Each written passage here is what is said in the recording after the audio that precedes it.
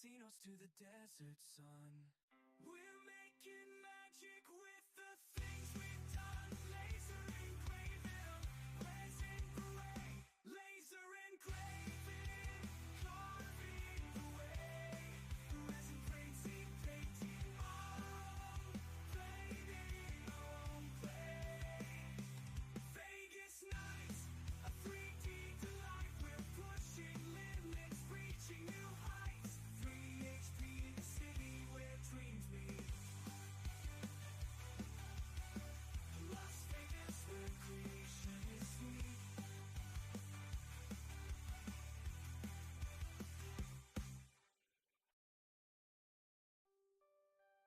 In the city where dreams come alive, Las Vegas lights shining so bright. We're getting high on technology, no surprise.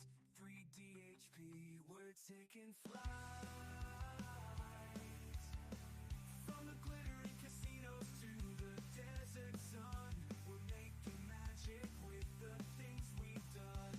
Laser engraving, carving the way. Resin painting, painting our own, painting our own clay. Vegas nights, a 3D delight. We're pushing limits, reaching new heights. 3 HP, the city where dreams meet. Las Vegas, where creation is sweet.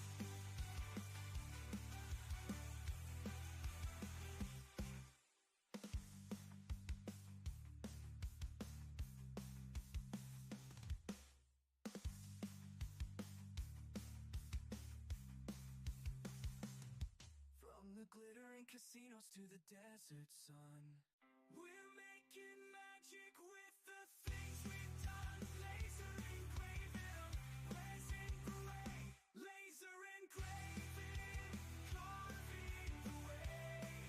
Resin painting, painting our own, painting our own clay. Vegas nights, a 3D delight. We're pushing limits, reaching new heights. 3 HP, the city where dreams meet. Las Vegas, where creation is sweet.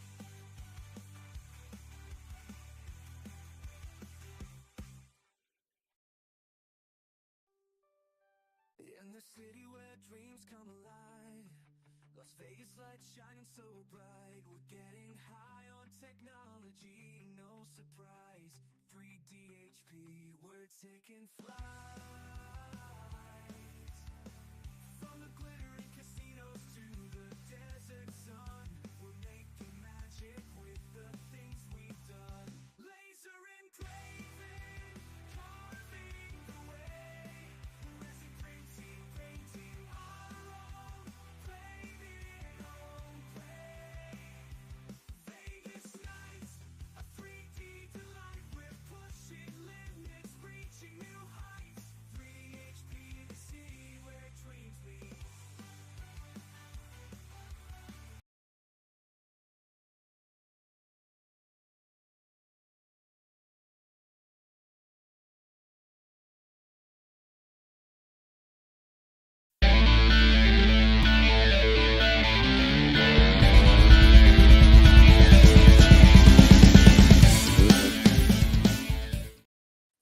Hey, welcome, world. How are you doing? Jerry with 3DHB in Las Vegas.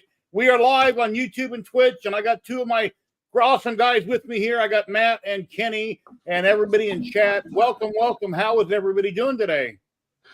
Yeah, I'm all right. I'm getting a serious echo. No, not me. Must I be don't on think it's YouTube. me. You must maybe have YouTube open too. I don't know. I was echoing a few weeks ago when I was running my Stream Deck, and I quit using it for now, so I don't know. I have no problem either. Can you hear me now? Yep, I had a YouTube open. Sorry. Ladies Yeah, and somebody gentlemen, just we popped got in. Tor from TH3D. What's up, Tor? Hey, how you doing? Howdy, howdy, howdy. I watched a little bit of your build, but I didn't stick around for all of it. How'd it go?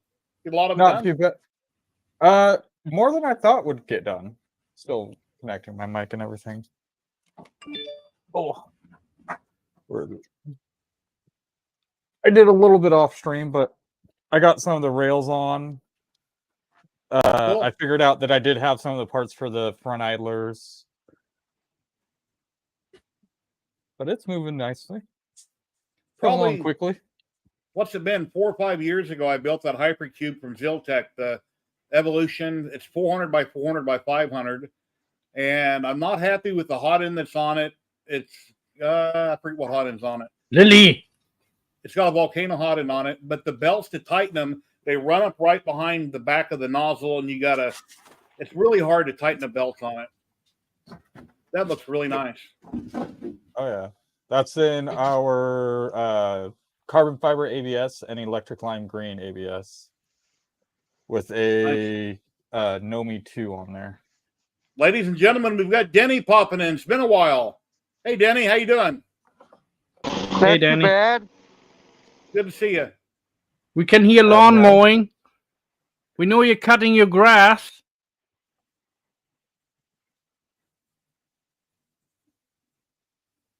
Tom Lama, hello. Hey, Tom. Montana Maker, hello, how you doing? Let's see who else we got. Guy the Jedi, hello. Here, now you can hear me. Yep. How you been, buddy? How's everybody doing? It's been a while. Blasto, what's going on? Hey, Blasto.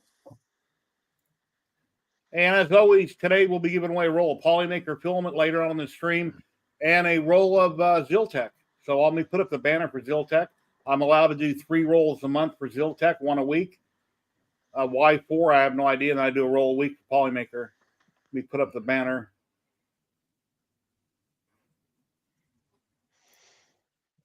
Right now, I'm just doing some of the little piddly stuff that I can't really do on camera as well. Yeah, my hypercube is built with 40/40 extrusion. It's built like a tank. I just wish that, I don't know, I put clipper on it like a year ago, and I never did fine tune it, and it's just been sitting ever since. I need to work on it. I thought about getting rid of it, but I just needed, I don't know. Way back when I built that, that's when they were first coming out with all the Build your the own. printer you're building, the Vorons. That's when they were first coming out with Vorons. And I'm like, well, what should I build, a Voron or a hypercube? And I chose wrong. The Voron's got... Yeah, there's so many different mods you can do to it. And when you build the hypercube, it comes with no instructions. You have to simply watch other people's videos and figure it out. Can you hear me now? Yes. Yep, we can hear you. Cool. If I was ever going to build again, I think it'd be a BZ bot. Yeah, the VZ bots are tanks.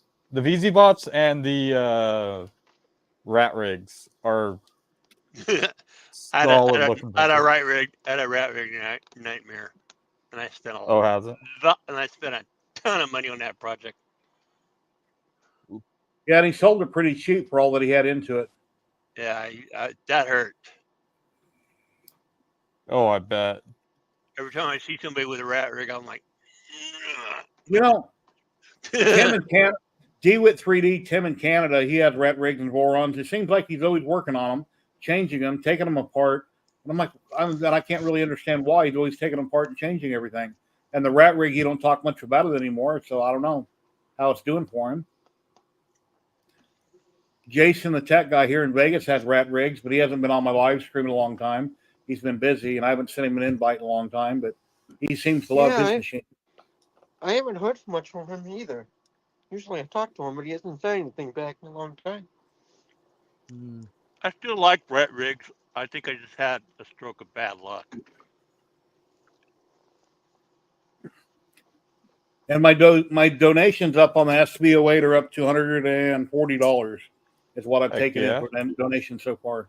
So I'm slowly getting there. It's a solid printer, but it does need work in some of the configs. And as soon as you build it, I recommend swapping out the control box fan because that thing is loud. Yeah. And I noticed Nero didn't like the wiring underneath on the bottom side, how it's so close to the metal shroud.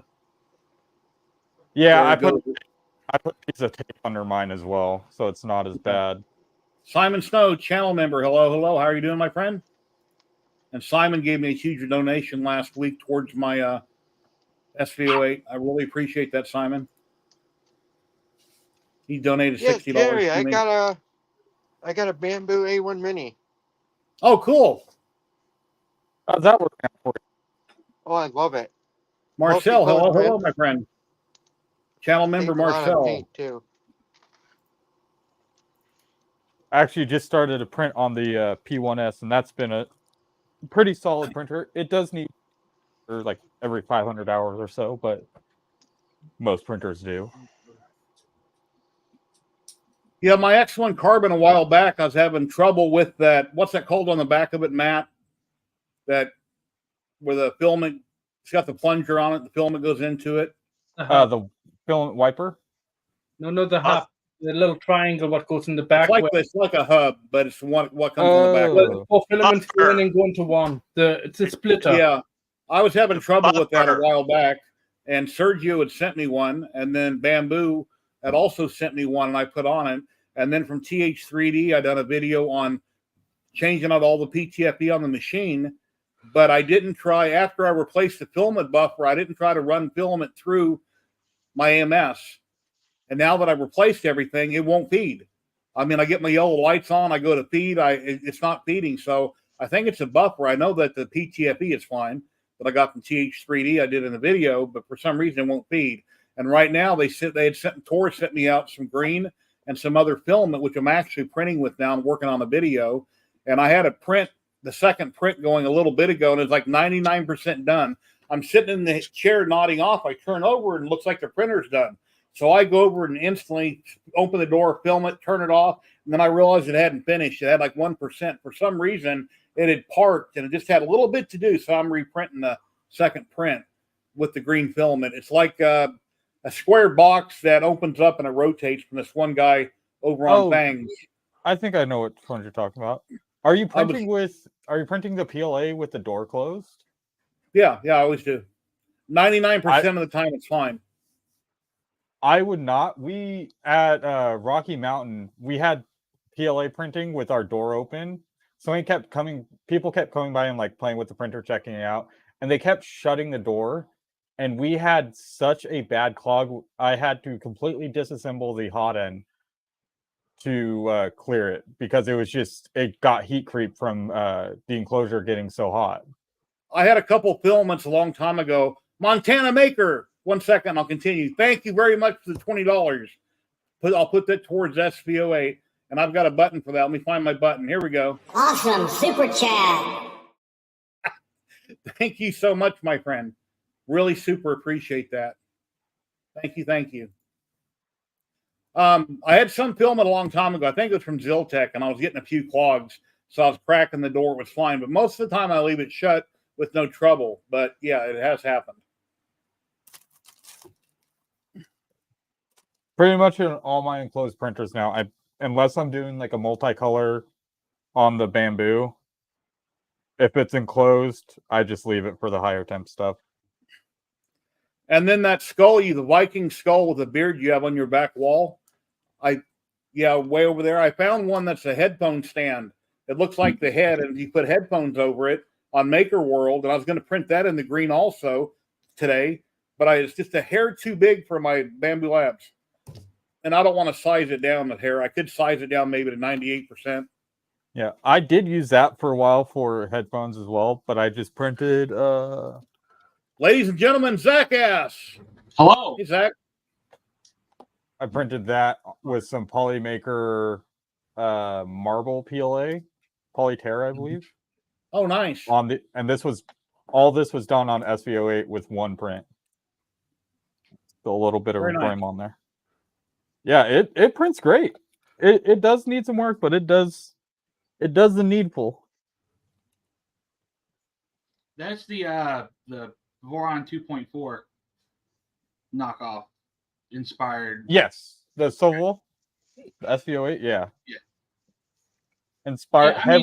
Heavily inspired by.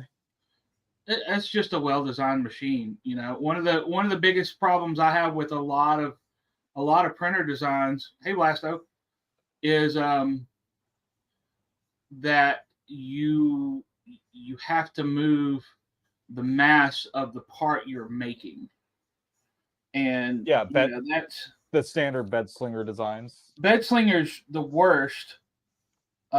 Machines where the bed lowers, it's not as bad, but it's still a factor. But having, the absolute minimal amount of mass that you're having to move for all three axes is always going to be the best bet for really any kind of machine. Oh yeah. But the 2.4 design is nice because the mass isn't dynamic. It's always the same mass you're moving. So you can really, dial it in and get everything working perfect. Whereas like on a bed slinger, you're printing tiny parts and you're tuned to print tiny parts. That same profile you're using, if you try to print something huge, you're likely to start running into issues as you build mass on the plate. Yeah, like my S4, it would be printing something like my where is it? My Fallout NCR helmet. Printing something like that, you get a lot more quality issues the higher you go up and the faster you're printing. Yep, With the SVOA, I printed this at like 300 millimeters a second. Yeah, and it doesn't change. Most of it. Oh wow. Is that a baseball helmet? Fallout NCR. Oh, all right. That's basically New California Republic from the Fallout games. Fallout all right. 3. Hey, Tor, you don't have Remake. another room in your house you can use for your hobby room, so you don't have to be in with your fish tank? You can make more room? Not right now. I do need to clear out my back room for a bit more space, but I have less room than he does. well, I've been printing in here for the past 7 years with fish tank for most of it, and there hasn't been much of an issue. Like I don't have any like fish deaths or anything like that. So my space is 9 foot by 9 foot. Ooh. And me and my wife are splitting up, so this is my bedroom now too. So hold on, I'll show you in just a second. I'm sorry to hear that. Yeah, it's a long story. I'm not gonna go into it here, but it's not a bad thing. Well, if my wife ever wants to leave, I'll help her pack. I'll end the stream early. that's mean. Ooh. That's mean. Oh. Yeah. You gonna think it's Betty Boop? We're still living together. We're gonna live together for a while. We've got all these animals, and rent is just insane. Yeah. So this is to the left of my computer, right? Let me change angles here. We are in the bamboo. So hold on, let me do it this way. So here's my space. It's kind of junky right now, but so there's my bamboo. Your monitor is bigger than my monitor. So I built this. Oh, cool. What was bed called again? Oh, that's a special. Huh? It's called a Murphy bed. Exactly. Yeah. Yeah, I had one of those when I was a kid. Good place to hide if somebody looking for you. There's not enough room in there to fit. So yeah, that used to be a filament cabinet. So the filament cabinet's in the hallway now, and I have the same amount of room that I've always had. The difference is I can't have a whole bunch of junk in the floor like I usually do. So I've always got a clean floor. And the same, what is that? 81 square feet.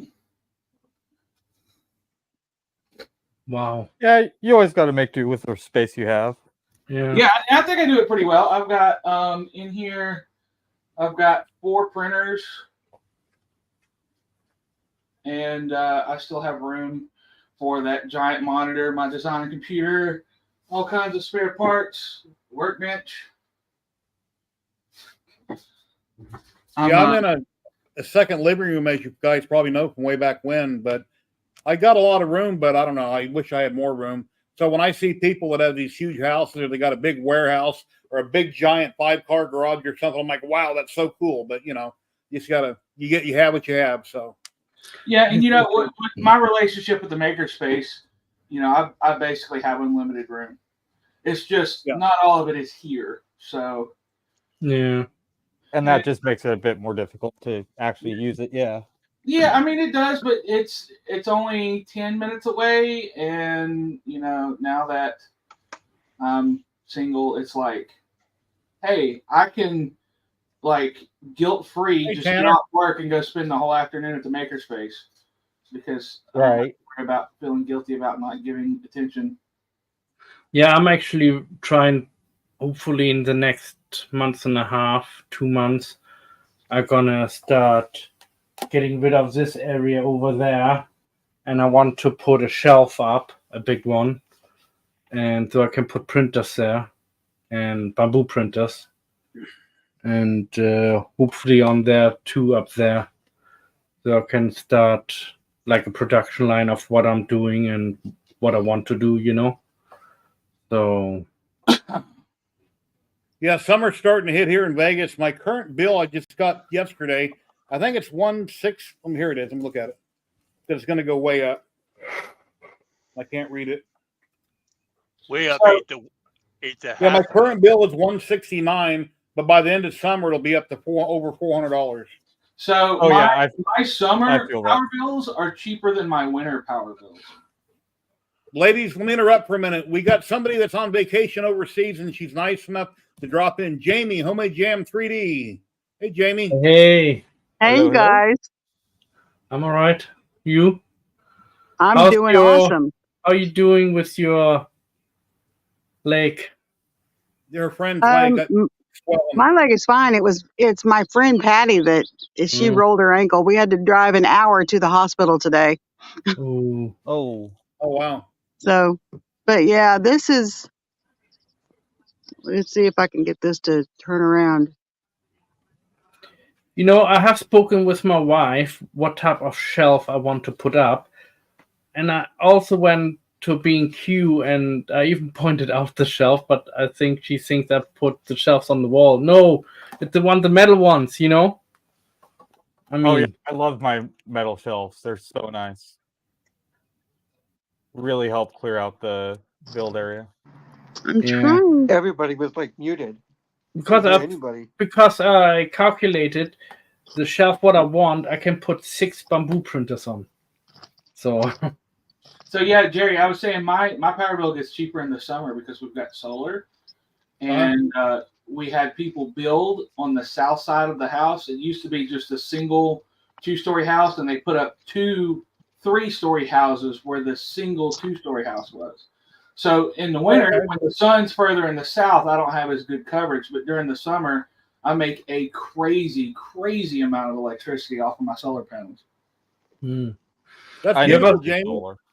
Do you have? That's beautiful. I am in Staffin on the Isle of Skye.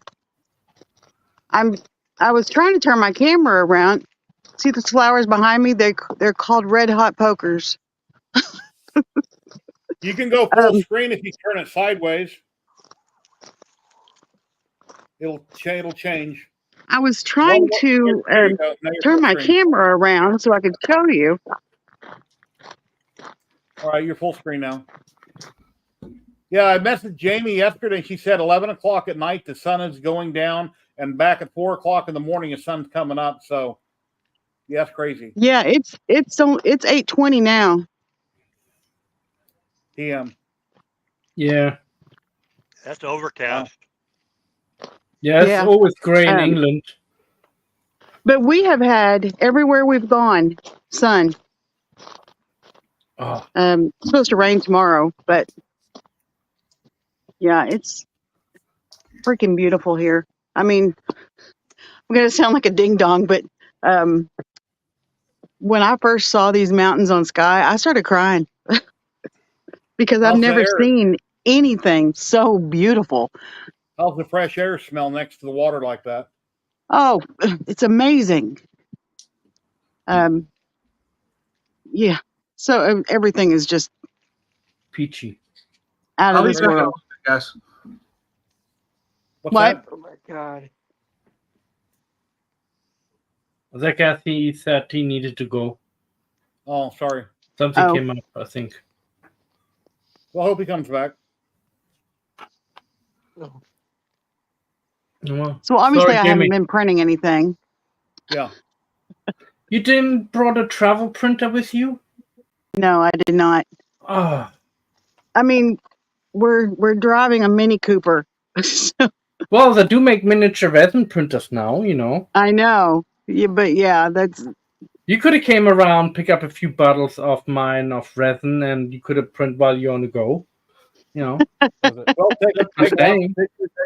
You can make a video content out of all the pictures and videos and things you're filming. When you get back, you'll have lots of stuff to post on socials. yeah. I've been uploading some shorts to YouTube. I was gonna make a new channel, and then I was like, it's just too much trouble because I'm running out of space on my phone. I've got like 78 gig of video.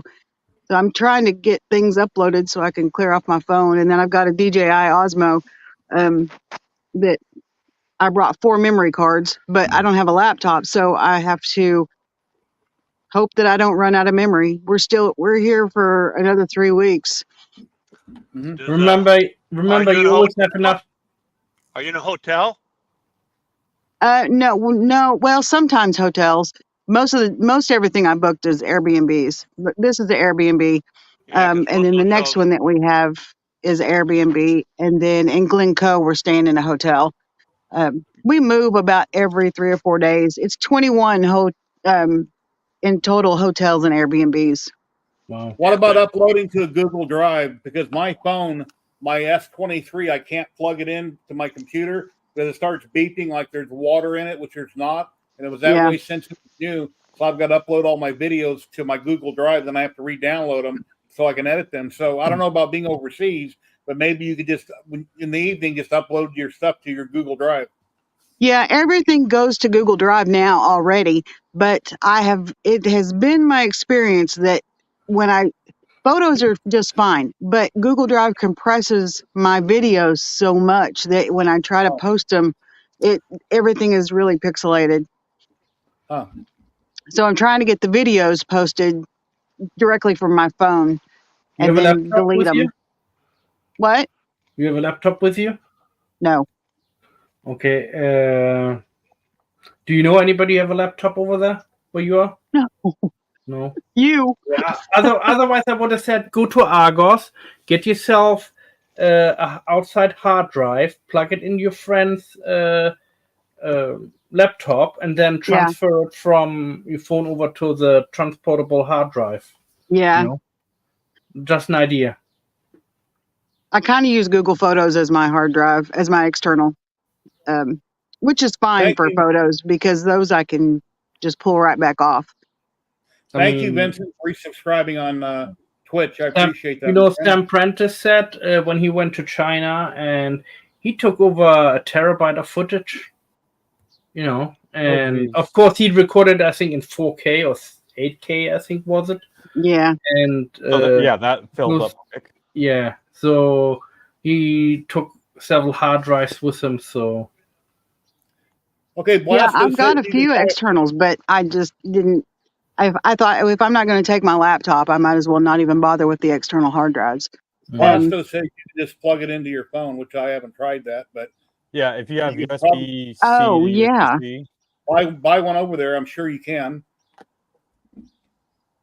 Yeah, and I've got my little adapter because I plug my DJI camera. It will plug into my phone, and I can take, if I wanted to, I could take the videos off the SD card that's in the camera and put them on my phone, and then let that upload that to Google Drive. But that's just too much hassle. I think I've got plenty of memory for the little DJI camera. Jamie, please tell me you're Android, not Apple. Who, me? Yeah. Oh no, I'm Android. Good. I like being able to get into my phone. All right. I got an S23 Plus, I think it's called. I got a camera case on it. But in order to use a wireless charger, I had to break off the clip on the back, which was a kickstand, so I can put on a wireless charger. I'm on my son's account, which I make the payment on it in my payment to my son, but he didn't take out the insurance because it was too much money extra. And if I plug it in to charge it, it goes nee, like there's something wrong with the connector. So I can't get it replaced or repaired because I have no insurance on it. So anything I put on here, I can email photos to myself, obviously, but video I got to upload to Drive. It's just called Drive, and then I download them from there. You can, it may just be something in your little plug-in whole thing, but you can take it to like a repair shop and see what they can do. If they can, probably for less than $50, put you a new plug-in in there. What are you working on, Denny? You got a little crow there you printed? Yeah, you got something. Yeah, it's a raven, fully articulated raven. Oh, Nice. That was amazing. I was feeding ravens today. Yeah, I had a hard time trying to get the wings to be printing correctly on the bamboo.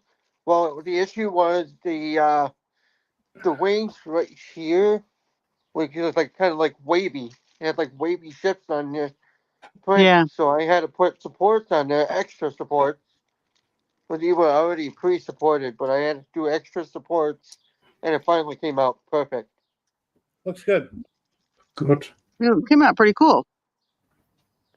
Yeah, I'm opening up a TikTok shop and starting selling all my prints. I'm really happy about that. Y'all try that Oh, nice. green Floyd, but I didn't see nothing. But I do have a demo pic somewhere. Get you a like one of those good. I know you've got one. The good magnifiers.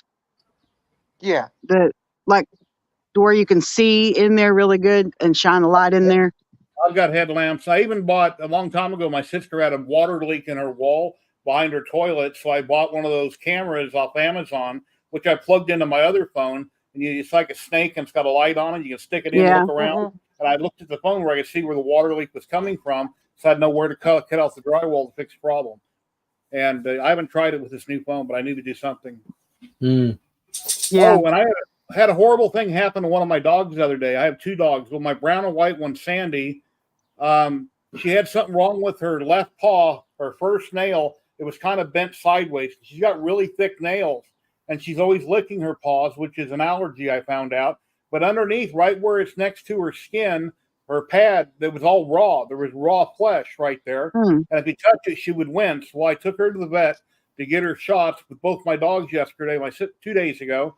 And this is horrible, but it fixed the problem. I'll unwrap it tomorrow. The doctor said, well, I'm going to put a muzzle on her. I want you to hold her head really tight. I'm going to take a pair of pliers, grab it, twist it, and I'm going to rip it out. And I'm thinking, oh, my God. Oh. And that's what he did, evidently. He didn't numb it? No. Oh. And I was holding her really tight. She had a really tight muzzle on. She screamed like holy murder. I almost cried. Oh, I bet. Pull one of your fingernails off. Yeah. And I think I'm pretty sure that's what he did. Then he put some kind of a powder on it, which she didn't like that either, but it's wrapped up. I'll take it off tomorrow. Oh, look at powder stuff to stop the bleeding. It's to stop the bleeding. It's like an acid, I think. I think he said it was corn. What's the stuff called you bake with? It's called corn something. Cornstarch. Cornstarch. I think it's cornstarch and water that he put on it, a mixture of cornstarch.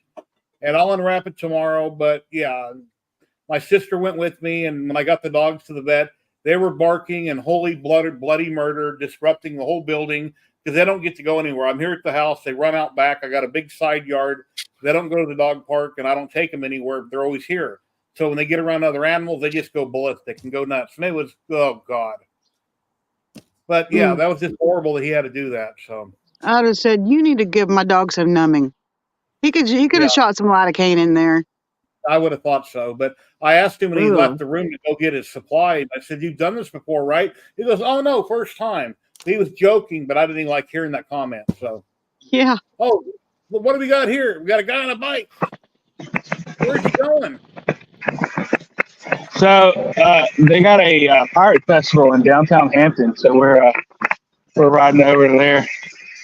Oh, nice. Oh, so yours is just like your wife's little 3-wheeler? No, that's my mom. Oh, your mom. It's Okay. yeah, it's a tricycle. It's electric. cool. This is a recumbent bike. So it's like a seated back position. Okay, cool. Like a little recliner. Yeah, basically. Like I can still paddle it. Hey, Jerry, I gotta hop off, so I'll catch you guys later. Bye, See you Jerry. then. Have Have a a good wonderful evening. See you, day. Matt. You're always welcome, my friend. Bye, Denny. All right. Bye-bye. Bye. So I've got 3D printed brake sensors. That's my design that I need to finalize the design and put up. So what are you're holding your cell phone in your hand, or you got a head? What do you got? Got it around Right, your neck, good. hands free?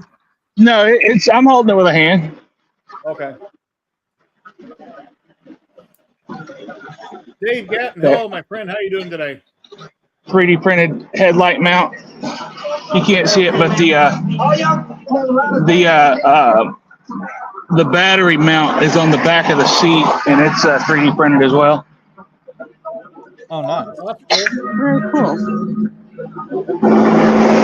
Guys, I'm going to jump off of here. It's getting cold out here.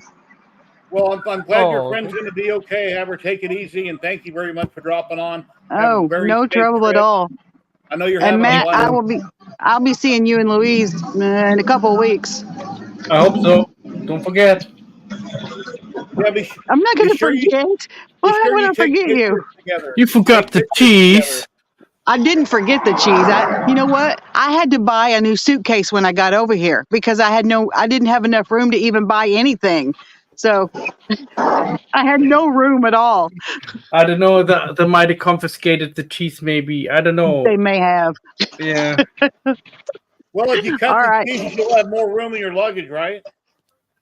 Oh, God. Yeah, now I have more room because I spent 200 pounds to ship a box back home already. Oh, And wow. then I bought a bigger suitcase. And I'll have to check that going home because I'm going to be buying whiskey and stuff. But yeah, I need to stop buying things. Cool. All right, you guys have a great night. Take care, You as Jamie. well. See ya. Thank you for stopping See ya. on. I appreciate it. Sure thing. Bye, y'all.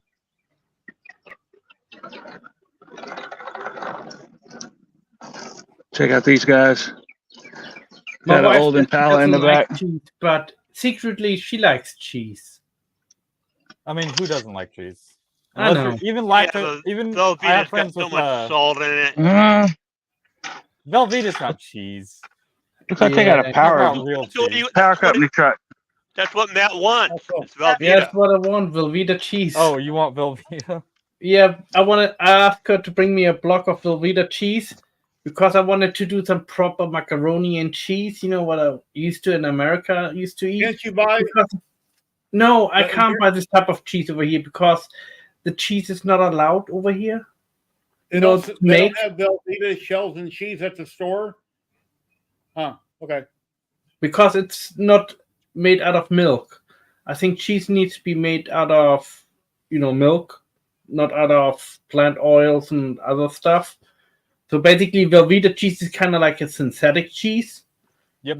It's not a real cheese, So I think that's why it's not. My wife made a tater tot casserole yesterday. We've never had it. So that's what we that made. sounds good. I cooked So up Matt- 2 pounds of hamburger. I put onion and garlic in it, cooked it real well. She put a can of cream of mushroom soup in it. And I guess she layered it, which I wouldn't have, but she layered it with meat, tater tots, tons of cheese, and cream of mushroom soup. Then I baked it for an hour at 350. Hey, Pete, what's going on, buddy? Hey, Simon. No, I don't like Leicester cheese. No, I'm very particular with my cheeses. And, I like Then- mild cheeses mainly. Like, Matt, can you buy spam over there? yes, of course. Okay. I mean, Spam. spam we got here in the Second World War. A lot of people, because England was short of footage in the Second World War, so from you Americans shipped it all the way over from your place to here. And we had a lot of spam to eat in the Second World War. And even after the Second World War, a lot of people kept buying it, you know. I bought a can Like, about oh, 6 this is months great. ago, sliced it through it in a skillet to brown it with some eggs, and God, it was salty. I don't remember it being so salty, but oh man, I couldn't handle the salt level. But as you get older, you change, and in my Yeah. case, I get fat. I love bread and cheese and all that crap, and I've gained a lot of weight. I need to lose it. I'm actually going to be doing some ramen and then frying up little spam slices. Yeah. You know, in Hawaii in the Second World War, when you ordered a pizza over there, right, you would get a pizza with pineapple and spam on it. And this is basically where the Hawaiian pizza came from, the ham and, you know. My favorite pizza of all time, pepperoni mushroom is my favorite pizza. I have had it with pineapple. It tastes fine, but I don't intentionally order it that way. But if you have it at your house, I'll go pick up a slice and eat it. Get a sweet taste to it, but I prefer mushroom pepperoni. I like pineapple on pizza. You know, it's not sacrilegious like some people say. You know, I mean, people put some more worse stuff on it. People like to argue about things just because they can, no matter what it is. You always have an opinion. Like I was saying yesterday on Chase Tor was doing a live stream yesterday, and I said even if you built a perfect printer, you'll have 100,000 people complaining about something wrong with it, or this should have been done that way. It's human nature. People like to argue about stuff. Yeah, people get jealous, or people are mad because you have more than they have, or whatever. They're just, you know, just ridiculous stuff. And yeah. I mean, I've seen a person put anchovies and bananas on a pizza. Now that's gross. Right. It is what it is. I'm actually building this how I want it built. I'm not building it to like the spec. You're building it for yourself, nobody else. Yeah. So exactly. Like I'm already doing like a lot of mods where people's like, "Oh, don't do mods before you build the stock one." I was like, "Well, I don't want to rebuild it a dozen times. I just want to use it." How long have you been doing this, and how many printers have you built? Exactly. It's like I've been doing this since like the early CR10 days when they still had 12864p. You're talking about wooden printers, right? No, I got a little bit after the wooden printers. All right.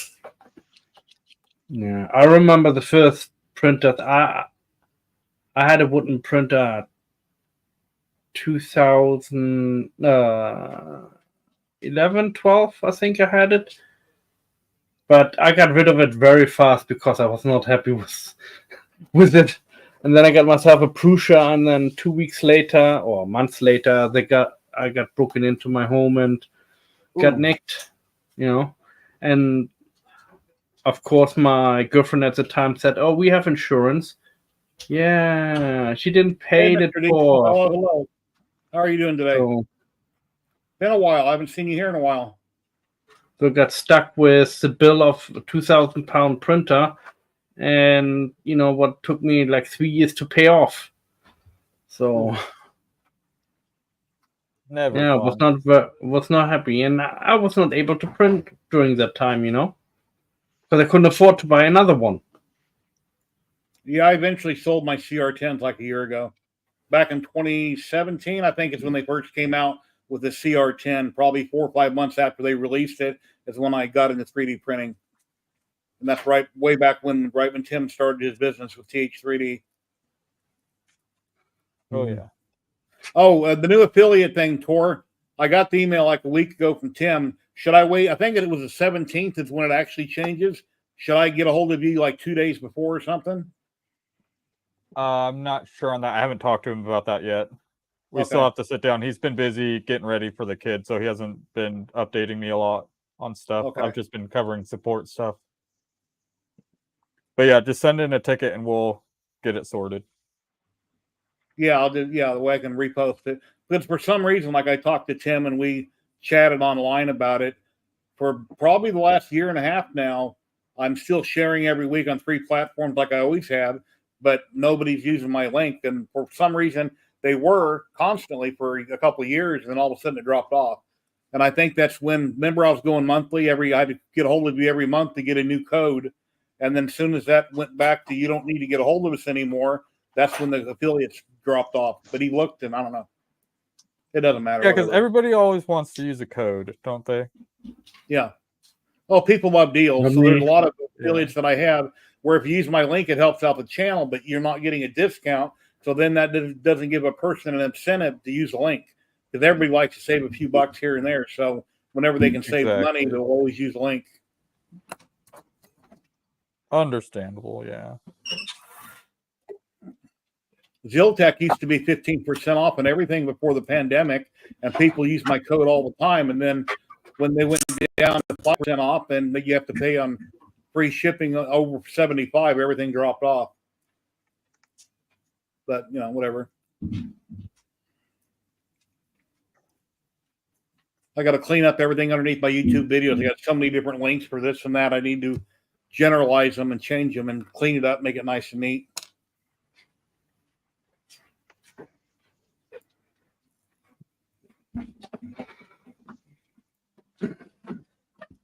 Why is this so tight? Oh, thank you, Joe. Appreciate that. Yeah, I haven't checked my account with them to see what's sitting there. I usually wait till it builds up, and then I usually order filament or something.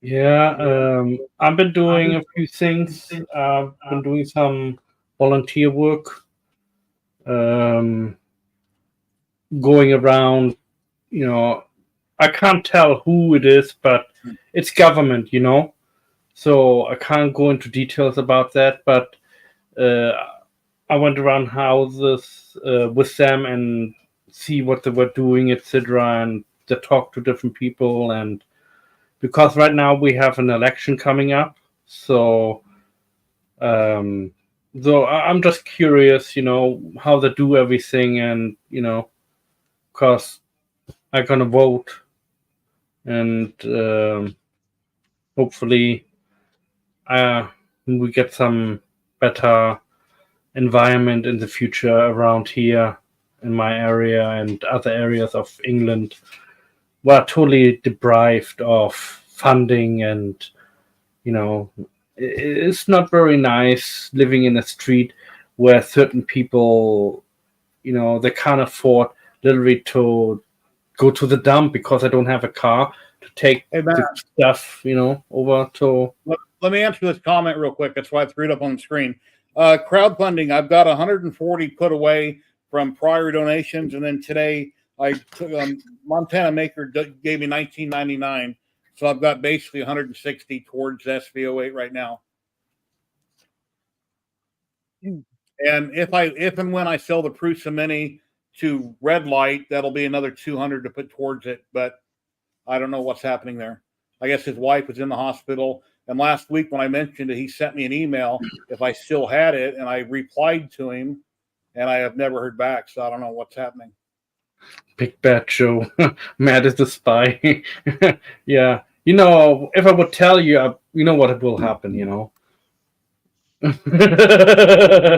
Anybody out there watching, like you drop in and say hi or show us what you're working on. Here's the link right here. You're welcome to self-promote anything you're working on that's hobby related. I have no problem with it. Or if you want to talk about TH3 and any specials or anything, you're very welcome to. I don't care. Awesome. Actually, one thing we just released was our tough panels for the X1 and P1 for the bamboo printers. So you can actually see inside your printer instead of looking in through a tinted window. Yeah, it's plastic too, so it won't shatter like Jesse's. Yeah, it's cast acrylic. Actually, we have tough panels for the K1 as well, and we're getting them for the K1 Max. And I just had a few requests for the top panel to do as well, so I'm going to be designing that soon. Okay. So you can actually see inside your printer, because we all know we like to sit there and, all right, how's that first layer going? Yeah. How's that sprint going? I don't do that not much anymore. Yeah, I that still was think about crazy. mine Though. from time to time. I'm sitting here and I'm nodding off right before the stream, waiting on these guys to pop in before I go live. And I hear the. You normally send me a message, but you didn't. I know, because I figured, I'm on. I'll see if you pop in. I'm always here 2 hours early. Well, anyway, I went to check the print and I thought it was. Oh shit! I have a clog and I'm printing in midair right now. Hey, Tor, I'm going to try to reprint and leave the door open. Yeah. It happens. Damn it. Well, especially now that it's getting warmer in the summer, that enclosure is going to get hotter. Mm. Yeah, certain types of filament, Yeah, it's been printing there for a long time. It looks like. Matt, you open up all your doors, don't you, on your bamboo printers when printing PLA? Not here in England. It's pretty. Oh. We don't go higher mostly in summertime past 25. We have a few days where we maybe hit 32 C, but those days are like a few, and right now I think it's pretty chilly outside. Well, yeah, with that kind of weather, it's not too bad. I mean, you see Jamie, right? Her background? Yeah, that's my background. Because she's just a little bit further up in England right now where she vacations. I think she's in Scotland right now, right? Yeah, Scotland. Yes, up. Right now in my office, it's 29.5 C. No, we have maybe 20. I don't know, actually. Let me check. I got 25% humidity where I'm at. According to this little tiny meter here I got off Amazon. It's 20 degrees here. 20 C. That's my office. 35 degree humidity. That might be the fish tank. Yep. How close are you to the ocean? I'm in Central California, so I'm nowhere near. Probably like an hour and a half, 2 hours away. So your humidity is probably from your fish tank. Oh yeah, it's all from the fish tank. It's probably sitting there bubbling. Yeah. Have you been feeding your fish tank in the last day or so? Because that looked it looked like it to me. I feed it daily because I have a lot of shrimp in there and a lot of nano fish. The only fish you can really see on camera is going to be the pleco. Yeah.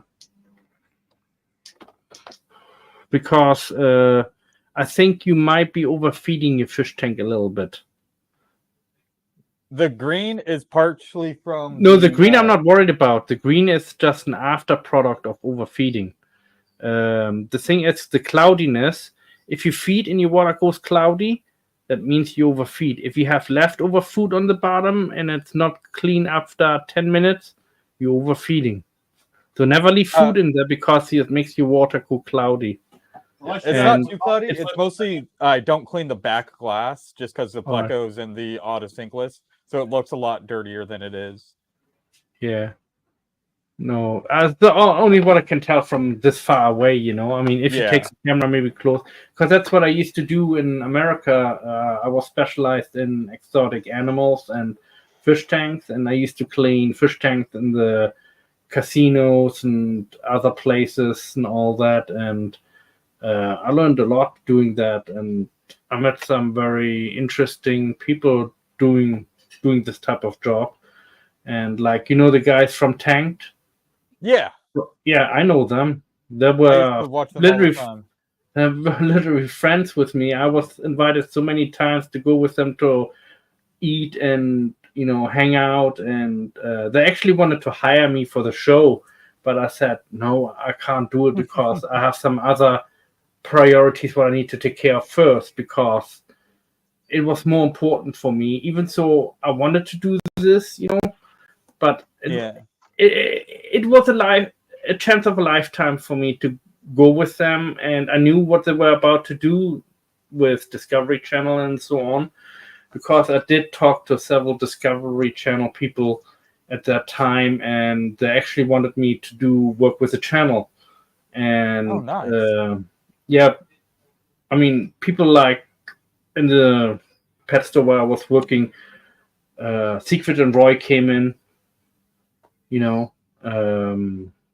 and that told me about, because they're German, they spoke with me German, So yeah, we started talking German, and they tell me all about what they're doing with the lions and tigers, and they give me a few tips. They said if you want a lion or a tiger, go to the pound, get yourself the meanest cat you can find in there, and tame it. When you can tame the meanest cat in there, then you can get a lion. Because if you can't control a little animal, a little cat, what you think you can expect to control a big animal, Not gonna have a That good was time the with a big reason. boy. Because also what they said to me is a cat rubs himself constantly against you. Big lions do the same thing in tigers. When they know you and you're part of their group or Pack. family, pack, then they will rub themselves against you too. But they're like 300-400 pounds. And guess what? They're gonna break some bones. Yeah, they're rubbing up on you, Yeah. pushing you around. Yeah. And that is totally normal. This is just them showing you affection. Mm-hmm. So yeah. Talking about one of my old accounts, Matt. Hmm? When I was in staffing, we used to I used to send guys to their house, to Siegfried and Roy's house, probably do maintenance and along those lines. And then my realtor, about 6-8 months ago, was touring their house with a bunch of other realtors because it's for sale, since they're both gone now. And yeah, so yeah, their house is on YouTube, with realtors touring through it. I personally would destroy most of it because it looks like a very old house. Mm-hmm. Yeah, when I was living in but it's big. When I was living in Las Vegas for a while, I was living across from Stratosphere, the tower, and I lived in a house. You see Stratosphere Tower? Yeah. It was like right across the street from me, and you didn't live in Naked City, did you? Actually, I was maybe 3 minutes or 4 minutes away. Walk from what the strip club called? Garden something. Garden something. It was on the corner of Charleston and Las Vegas Boulevard. There's a strip club. What's it called? Olympic Garden. Olympic Garden. Yes. Oh yeah. Yeah. And I was not that far away from there. And anyway, the house where I was living across from the street, I found out this was the original house from the mother of Sylvester Stallone. I lived in for a little while. Charleston, Las Vegas Boulevard. There's no strip clubs. There never was in that area. Yeah, that's further down to the Crazy Horse used to be at Industrial and Sahara underneath the freeway. Had the Crazy Horse that burned down years ago. Yeah, I'm talking about like I've got 20 years ago. I've got a clog on the X1 carbon. It's nothing I can fix right now, so it won't feed filament. So I'll have to wait so I can pull the nozzle out. That was like, I'm talking about like over 20 years ago. Yeah. Well, I've lived here 55. So I kind of mix up stuff now of Las Vegas, where what is. Yeah, but it was run about in that area. I know that. So yeah. Was interesting, and then I moved to the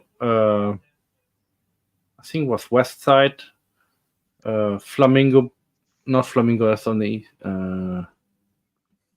Flamingo's east and west. Basically Antelope Way and Charleston Boulevard. That was the cross street. That's where I was roughly living at before I left Las Vegas, and it was okay, that area. Lots of good homes, but bone dry. Oh God, we wanted to build a swimming pool in our yard, and of course, digging the hole will cost less money once, because the people who install the swimming pool don't need to dig it then. And so I tried to dig a hole in the backyard. It's all like I came this far, this deep, and I hit rock. Yeah. Oh Yeah, man. I live on Sunrise Mountain. Everything is rocks. Try to dig a hole. Yeah. Plant a tree in the yard or whatever. You're out there with a pick or a big digging bar trying to pry rocks out of the way, and it's a pain in the butt. Yeah. When I did that clock last week, and I finally got the video done. The problem I was having in DaVinci Resolve is I was running a collage so I could show all the time lapses at once. 4 across, 3 down. That's 12 pictures. But when I stacked all that together and I sped it up to 3,000% for 2 days, and I tried to render it, DaVinci would hit it and it was a brick wall. I couldn't get past it. So then I found a video that told me how I could just render that area. Then when I rendered it and I watched it later, it had a black screen behind it and it only showed one camera and then one camera. It wasn't all together. So when I done this video right here, I had to stack them end for end. I'm pretty tired in this picture too. That's why my eyes look Chinese. But yeah. I asked my wife to take the picture and I figured I'll just have it look at me. I'll set a 5-second timer, try to stand it up so it don't fall over and just back up and hold it real quick. So that's how I do those pictures. And then I got another one. I'll be on later with the guys in the live stream a couple hours, 2.5 hours after I go off today. There'll be a Patrick, Laser Maker's Realm, Jeremy, HCL Customs will be going live. I'll be on there with them, and I have to cut out my other clock because I'm going to do 2 of them. That one is for my wife, or the other one I'll be doing depending on how I paint it. It's just a pain gluing everything together. You're trying to figure out what's waste and what's a good part. You're looking at the pictures online. They're much easier to read the PDF on your screen than when you print out the pictures. And there's Kenny right there working on one. See, he has a lot of stuff there to go through. Yeah. And then as you do each layer, Kenny, when you lay a couple parts down, remember each layer builds up equally. So you might have to put something underneath that you're not seeing. So stop, dog. If I can get 11 cut, I'll be all right. Yeah. Yeah, for some reason, one of its files in Lightburn, it won't cut it. There's something wrong with the font, and Lightburn doesn't want to cut it. I had that error last week. I don't remember what it said. I just clicked it off. I hit start, and it worked fine. So I don't know. He's burning on his big CO2 Omtech that's monstrous. It's the size of a small car, and I'm using my Raleigh. Go ahead, Nick. It's mine. No problem, man. Then I tried my Raleigh, and had to remove the laser and refined it in Lightburn, and then I set it for 400 by 400 like it's supposed to be, and now my framing's jacked up. That's coming along. Hey Dan, looking good. Hey Dan. Dan, how's the Panda Touch?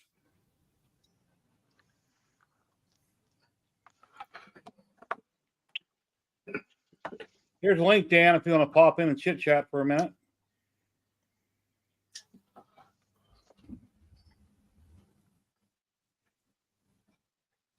Yeah. I've been doing just, I enjoyed my time in Vegas and all that. And before Vegas, I was in Los Angeles, and I worked for a company called the Aquarium. And they used to be hired by different companies and all that. Also, this other store, what's ahead in the other part of town near Marina del Rey. This is where the movie Deuce Bigelow, Male Gigolo was shot. So if you see the first Male Gigolo in there with the fish tanks in the background, that was our second store. And the boss asked me, "Oh, you ever been on a movie shoot?" And I said, "No." And she said, "Well, I have a good surprise for you. Let's go over there and go to the movie. Let's watch them make the movie." And, I mean, I was there for the best scene. The snail scene. Hey, Cosbricks, what's going on? Glad you could join. Yeah, somebody's been asking me all the time, that big giant sphere they have in Las Vegas. It's got all the cool stuff on it. My son drives by that every night when he goes to work. He works right next door to it. And he says close up, it doesn't look good because you can see all the separate lights, all the pixels basically. And he said, if you're close to it, it doesn't look cool. You got to be way off or ways from it. Then you see the basketball or the Death Star, which I don't think they've ever done the Death Star. That's all done online. But yeah. It looks really cool from a distance, I guess, but close up it doesn't. Yeah, I was, I think, 18 or 19 years old at that time when the movie was made. So good memories. Oh yeah. No, Nikita. No. No. But like when I came over here, I did, a few things. I worked in different places like warehouses and all that, and was not very exciting and all that. And then, of course, time passed by, and I'm 3D printing now since Yeah, I know. They make 2012. those metal rods on hot ends where you can shove the metal rod through to push out stuck filament. I just take my smallest Allen driver that I have, my Allen wrench. It's on a little handle, and I just use that to shove it up whenever possible. Oh, are you talking about where are these Those nozzle plunger things? Oh, is that specifically for it, or that's just a small Allen? This is specifically for it. Like it has, I don't know if it's going to focus. Oh, is that the push through one? Yeah, For like the hot end? we carry these in the shop. Cool. What is it? Backlight might be a little blowing that, but it has a tip that matches the inside of most nozzles. Okay. So it's like 5 mil, or is it 3.5? Here, where's my caliper? Yeah, it has to be smaller than the 0.4 nozzle in order to fit. Yeah. It is about 1.5, 1.6. Because my idea is to take one of those screwdrivers, what are very long, but they're very thin too. Use them for little tiny screws, and I just thought to cut the top off, Hey, Tor, have you ever been out to Tim's house yet? I have not been out to Tim's house. I think I'm going to be going out for the wedding, probably sometime after the kid. Ladies and gentlemen, Dan is popping in DB3D Maker Mind Nexus. Dan, the man. What's up, man? Hey, guys. What's up? How's everybody? Right. Pretty good. Your camera is a little bit foggy, or your background is a little bit foggy. Fine. Yeah, it could be my office is on fire. Who knows? Yeah. Tor, Fire. How are you liking your Panda Touch?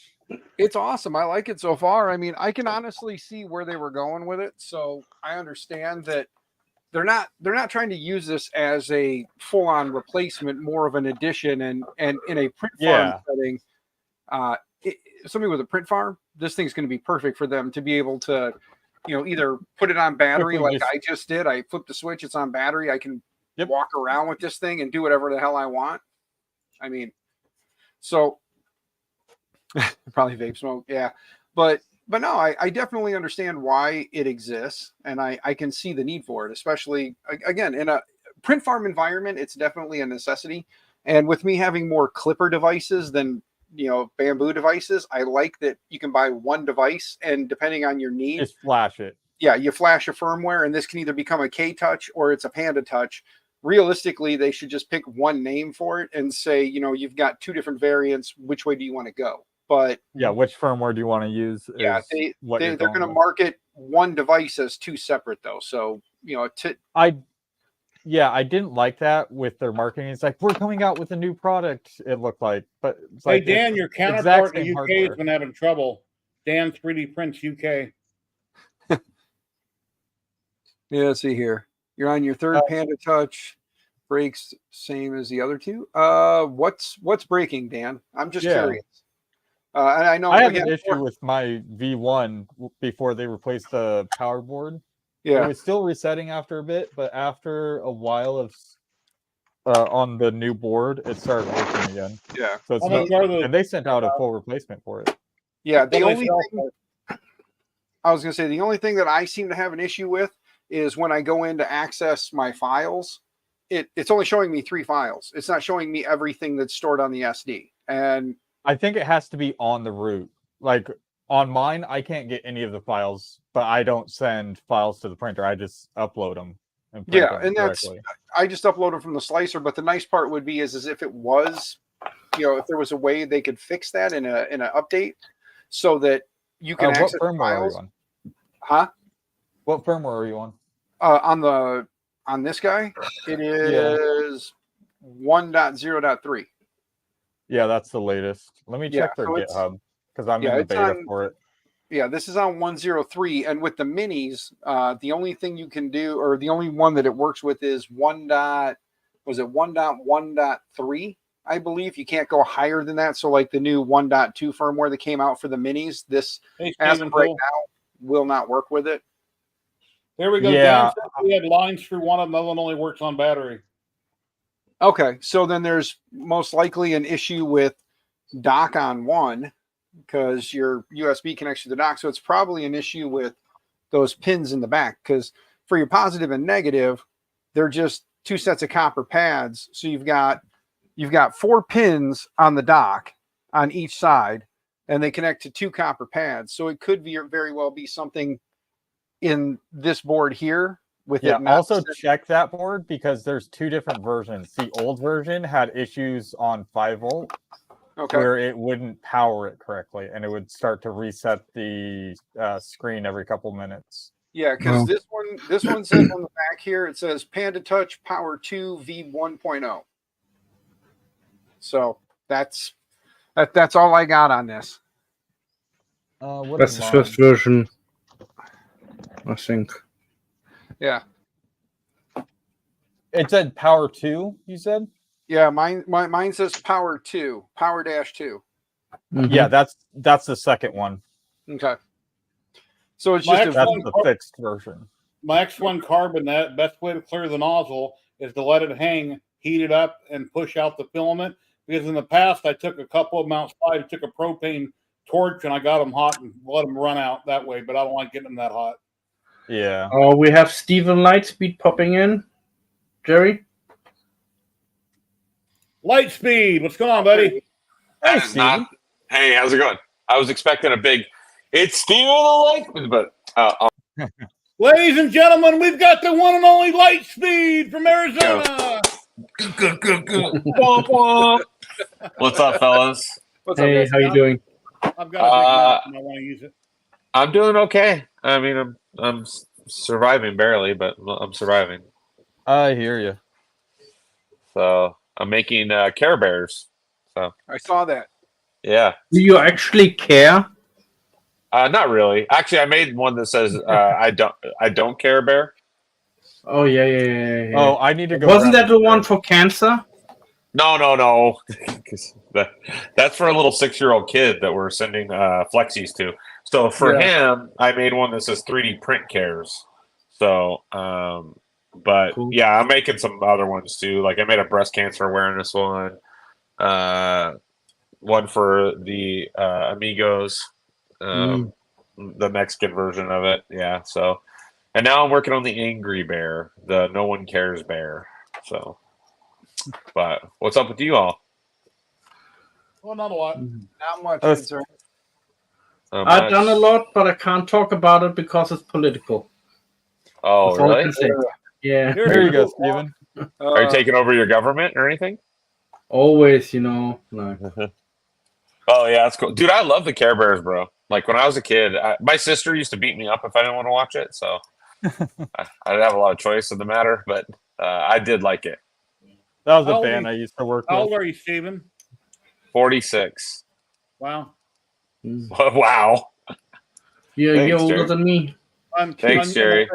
In 11 days, I turned 60, and it's like, oh my god.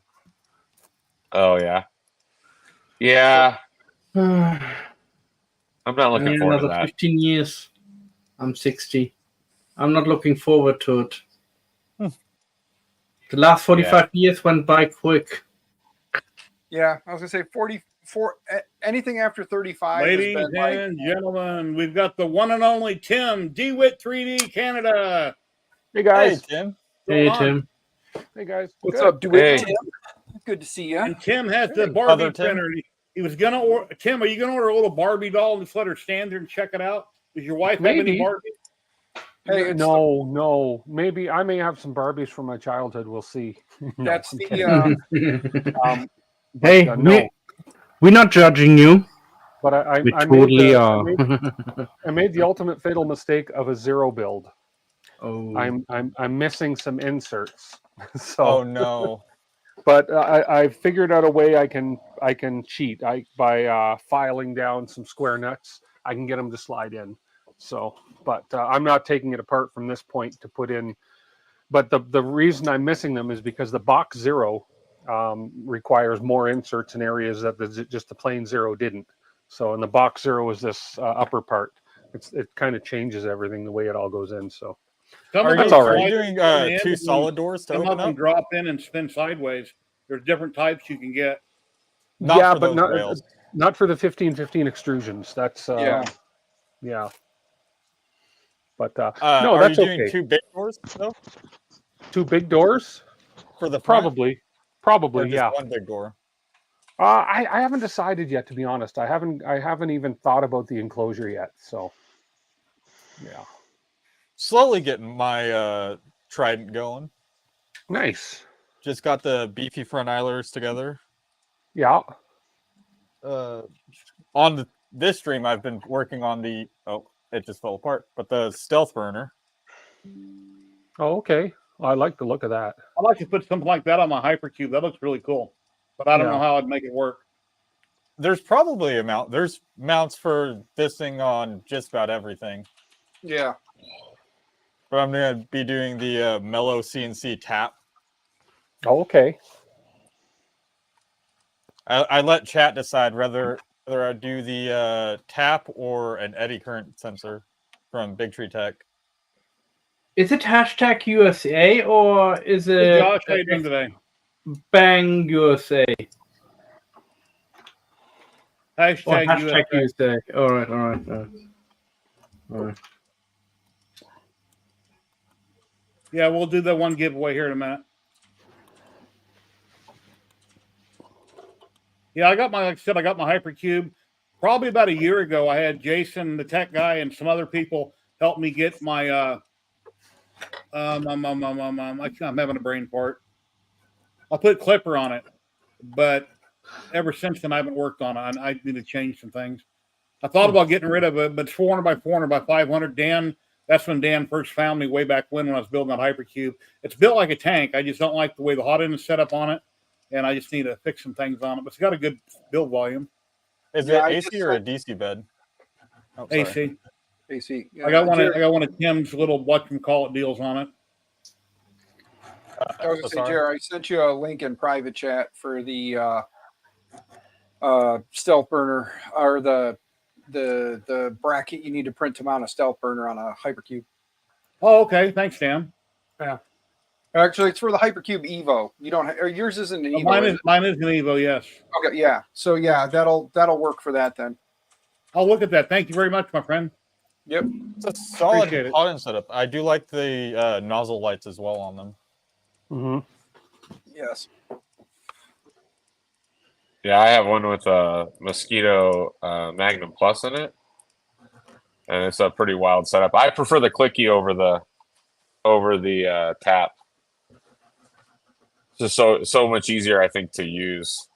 But Well, I got a switch wire that has the stealth burner on it, so I was told not to put tap on a switch wire.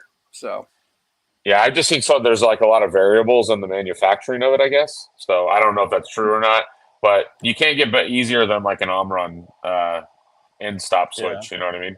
Because right now, like with that automatic Z calibration, I don't know if you guys have used that on the Voron, but man, it is so good. And like it just goes every time, just lays it perfect all the way across the bed, perfect every single time. It's probably my most reliable first layer printer, honestly. You got a cold, Stevie? Your voice sounds a little bit off. Me? Yeah. Oh yeah. I don't know if I'm getting sick or not. I might be getting sick. It's possible. I don't know. I was streaming the last 2 nights for like 3 hours outside, and I kind of felt a little raspy after that, honestly. Okay. Yeah, I have the Sex Bolt. Yeah, I have that too. Yeah, those are I good have too. 2 of those on my CR10S4 that I've converted over to Clipper, and my Mercury 1. I have one on there. Yeah. Hey, Pestless, how you doing? So I put the beacon on my 2 Vorons and my rat rig, and How do you like that? Come out with a nozzle. Hey, Well, Derek. it's great. Doesn't do the auto Z calibration, but they've come out with a nozzle probe add-on or something to it. So I'm gonna be looking at that because that will do the auto Z calibration with that. So Yeah, but the that should beacons just be are fast. a firmware upgrade for it. I think it might be. Yeah, What is it called? they're beacon probes. Oh, I know, but what's going to allow it to do the auto Z calibration? I don't know. I've just been seeing some posts about them coming out with something to do with they're adding a nozzle probe or a way to LDO. change it into a nozzle probe. I think we ought to give away a roll of filament now. LDO sent me something. Everybody count backwards. Blue. Ziltech, Matt, hush. Sorry. Ziltech Filament, they're based out of Houston, Texas, here in the U.S. They sell tons of different types of filament. They have some 3D printers. They sell tons of extrusion. If you want to build a custom printer, they sell extrusion, cut to length, whatever you want. They ship locally, USA only. And if your order's big enough, they may ship to Canada. They have big Tree Tech boards that they resell. And they did start making some of their filament lines, at least a couple colors, here in the U.S. rather than shipping it from their company in China. So we're going to give away one roll right now. You must be present to win, and I must have a USA address. If you won within the last 2 months and you win, have me redraw.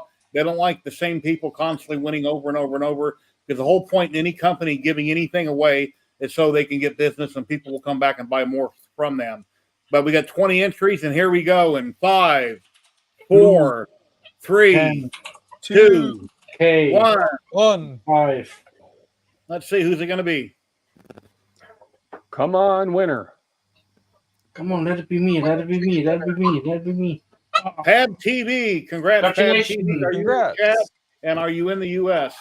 Pab. Steven, what is that they sent you? I don't know. Jason sent this to me like a month ago. I haven't really used it yet. It's called a Nighthawk or something. Yeah. I don't know. Oh, the Nighthawk. That's a USB.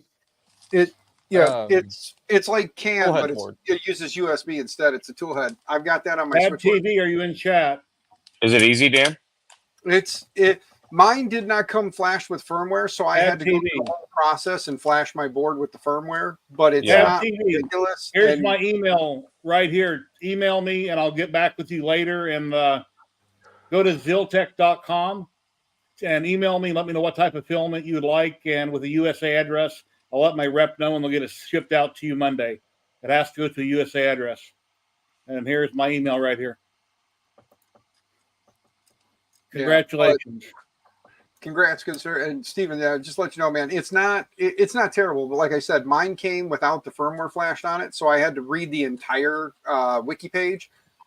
Just follow the directions on the wiki page. It's fairly easy to set up. I mean, if I can do it, you can do it. Yeah. I should actually have mine on Monday for this printer. Nice. I want to get rid of the cable chain. Maybe that's why he sent it to me, because I was complaining. Now he's replaced my cable chain like 3 times. So yeah, you can, because which one are you putting that on?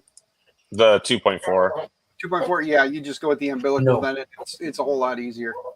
Lily, no.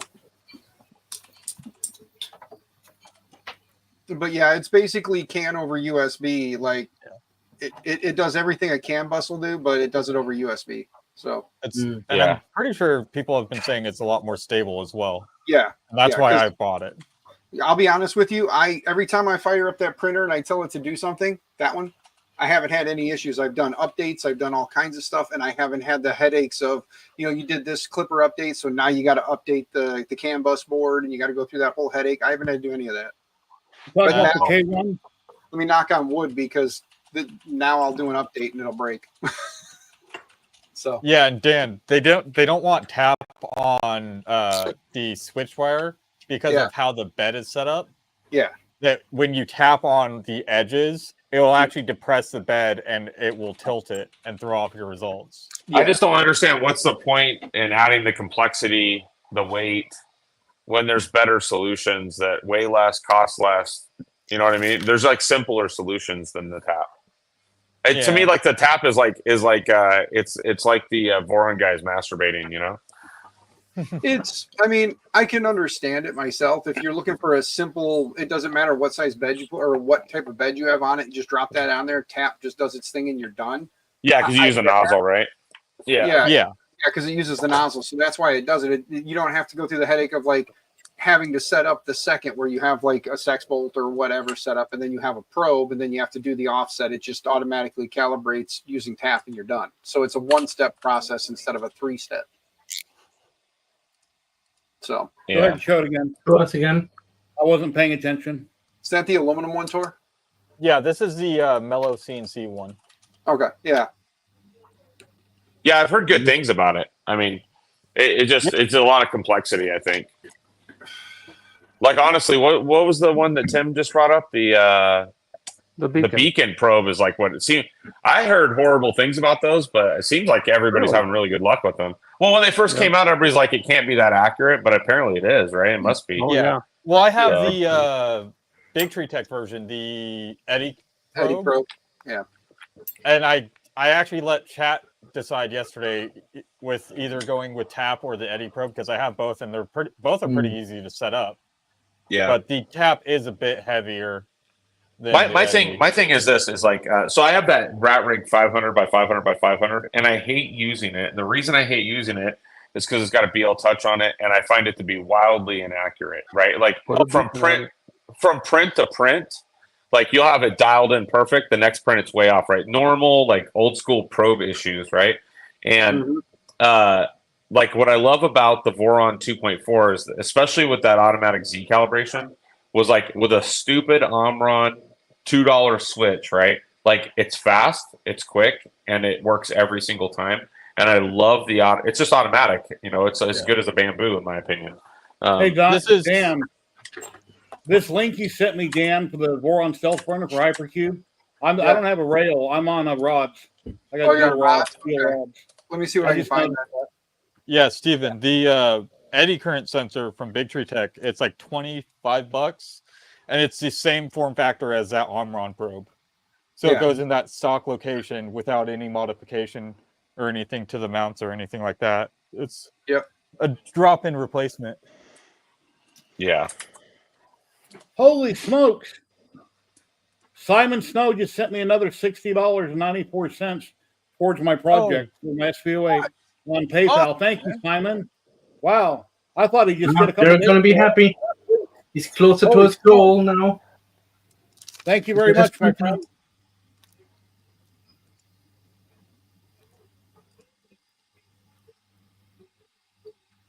Oh yeah. Yeah. I'm thinking, I keep saying I want to get a Trident. So I'm thinking what I need to do is just start printing the parts for the Trident. And then maybe it's that whole, like, once I start the project, somehow magically it'll just happen. Yeah, Dan, you need to manifest it, dude. That's how everything works. 2 years later. Yeah. Hey. How do you think I got to be so handsome? I mean, Jesus. I said I had daily affirmations, Dan. Hey, I do believe in that shit, though. As crazy as it sounds, I do believe if you put it into the world, it does happen. I do believe that. The mind is a powerful thing. It really is, because you convince yourself you're going to do it. You know what I mean? So, yeah. You are what you eat. I convinced myself one day that I would be. Well, you're a dick, Jerry.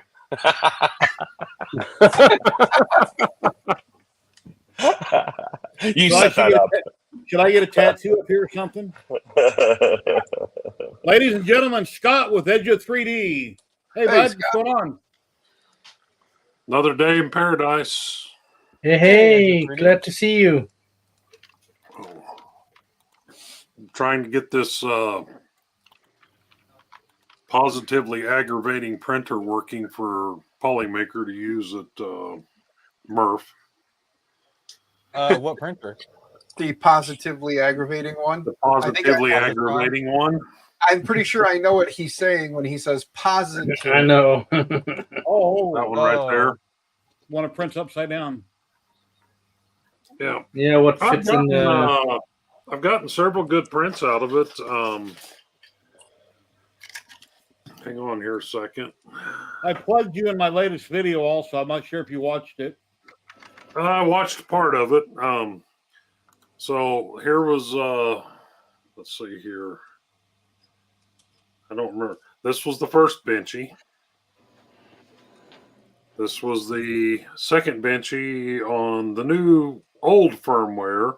This was the new firmware, but running the new firmware, you can't make the clipper screen work. So we had to revert back to the new old firmware, which the reason we went to the new firmware is because the new old firmware wouldn't allow you to connect to Wi-Fi. Who's on first? Now we've got to work connects to boy. Wi-Fi, and as you can see, right there, the clipper screen is working. There's lots of reflection on it, but so then here was Polymaker Material Scientist #1, and That's nice. Oh, you have the synchro mesh. That's the older version, isn't it? yes, I have the version 3.0 LDO that they sent out to all the YouTubers. Oh, the one About a that year ago. Miro is like refusing to build because it's the older version. Yeah, they were already built. They were sent out built. They were complete printers ready to print. Everybody received a complete printer ready to print. But here's Polymaker Scientist #2. And here's Polymaker Scientist #3, and that's when the Synchro Mesh decided to spit one of the idlers off of the bearings and let the Synchro Mesh become a big wadded up mess of guitar string. So I just finished getting that all back together, and we have a chipped cube now, which I guess I got to hold it so the lighting can do it lots of injustice. Sort of lines. Yeah, I was gonna say it's looking very. It You looks can like see you can see the Synchro Mesh perfectly. If you take this right here or the benchies, and you go down here and you set them next to the Synchro Mesh, Yep. and you get the lighting just right, that the lines in there line up perfectly with every wrap of the Synchro Mesh. Same way with the sides of the benchy. Yep. You see it. The spacing in there lines up perfectly. Of course, on the benchy, it doesn't run horizontal lines up and down the side of the hull because the hull grows in size, each pass around, so it's constantly moving. But the shark skin effect is the Synchro Mesh. So I don't think there's much that can be done about that, to be honest with you. I think it's just that is what it's going to be. But Polymaker wanted to borrow it for their booth at Murph, so I am getting it working as best can be expected from a V3 positron running Synchro Mesh, so I can send it to them. Yeah, I need to make an appointment with Nick. I was supposed to see him a week ago, but I literally overslept. I was like all hyped up to see him, and then like 2 hours before I fall asleep, and I missed the appointment like 10 minutes. Nick is in rapid mode right now, so unless you're wanting to talk to him about something to do with rapid, you're not going to get anywhere. It's not even worth your time. Yeah, Monday.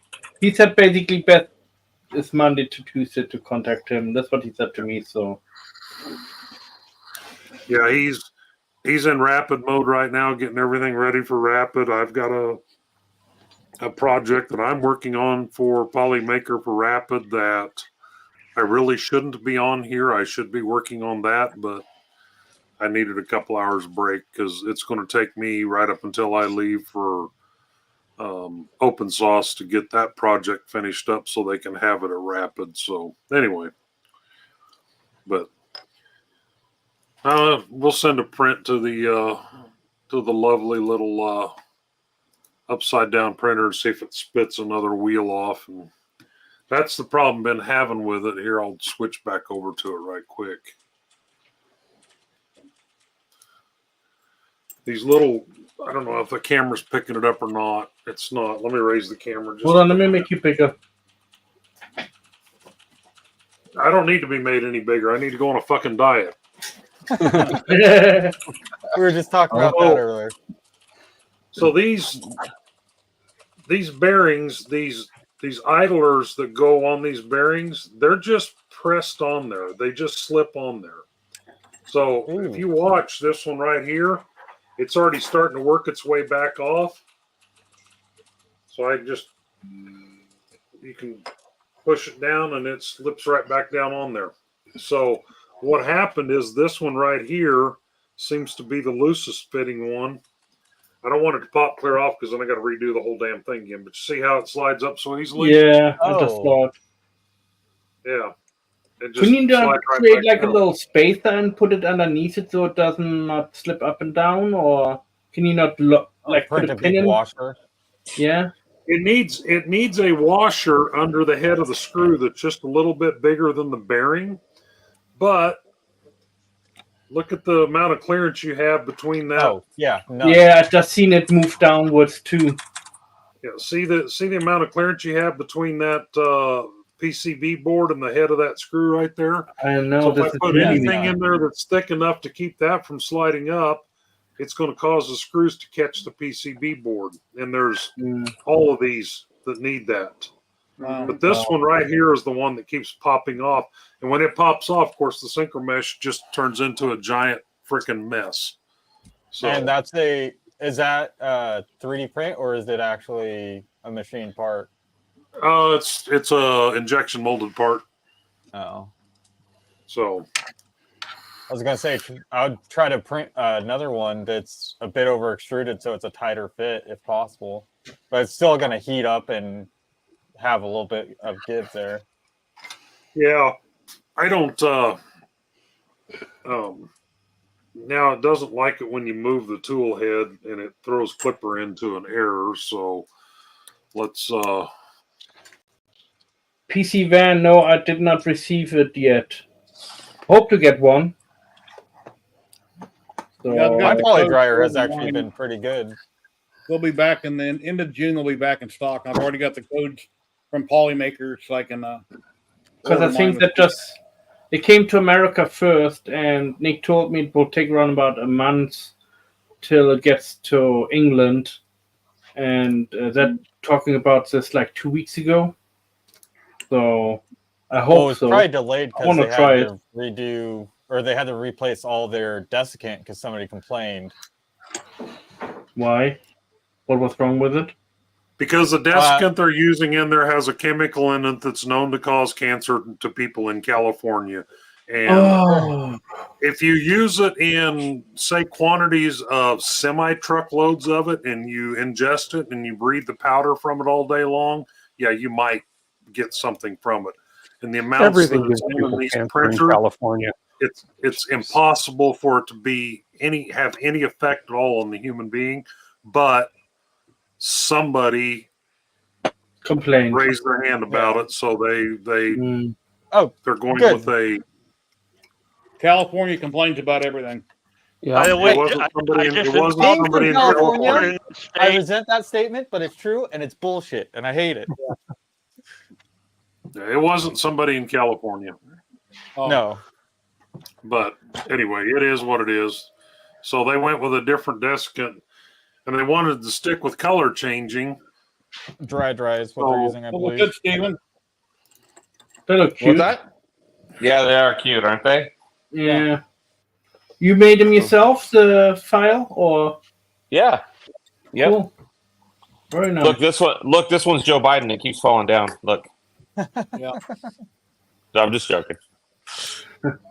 But yeah, I made this one. I made this one for that kid, Holden. Yeah, maybe I should put one in like a prison suit. That'd be funny. Anyways, maybe I should put his little hairdo up here. That'd be cool.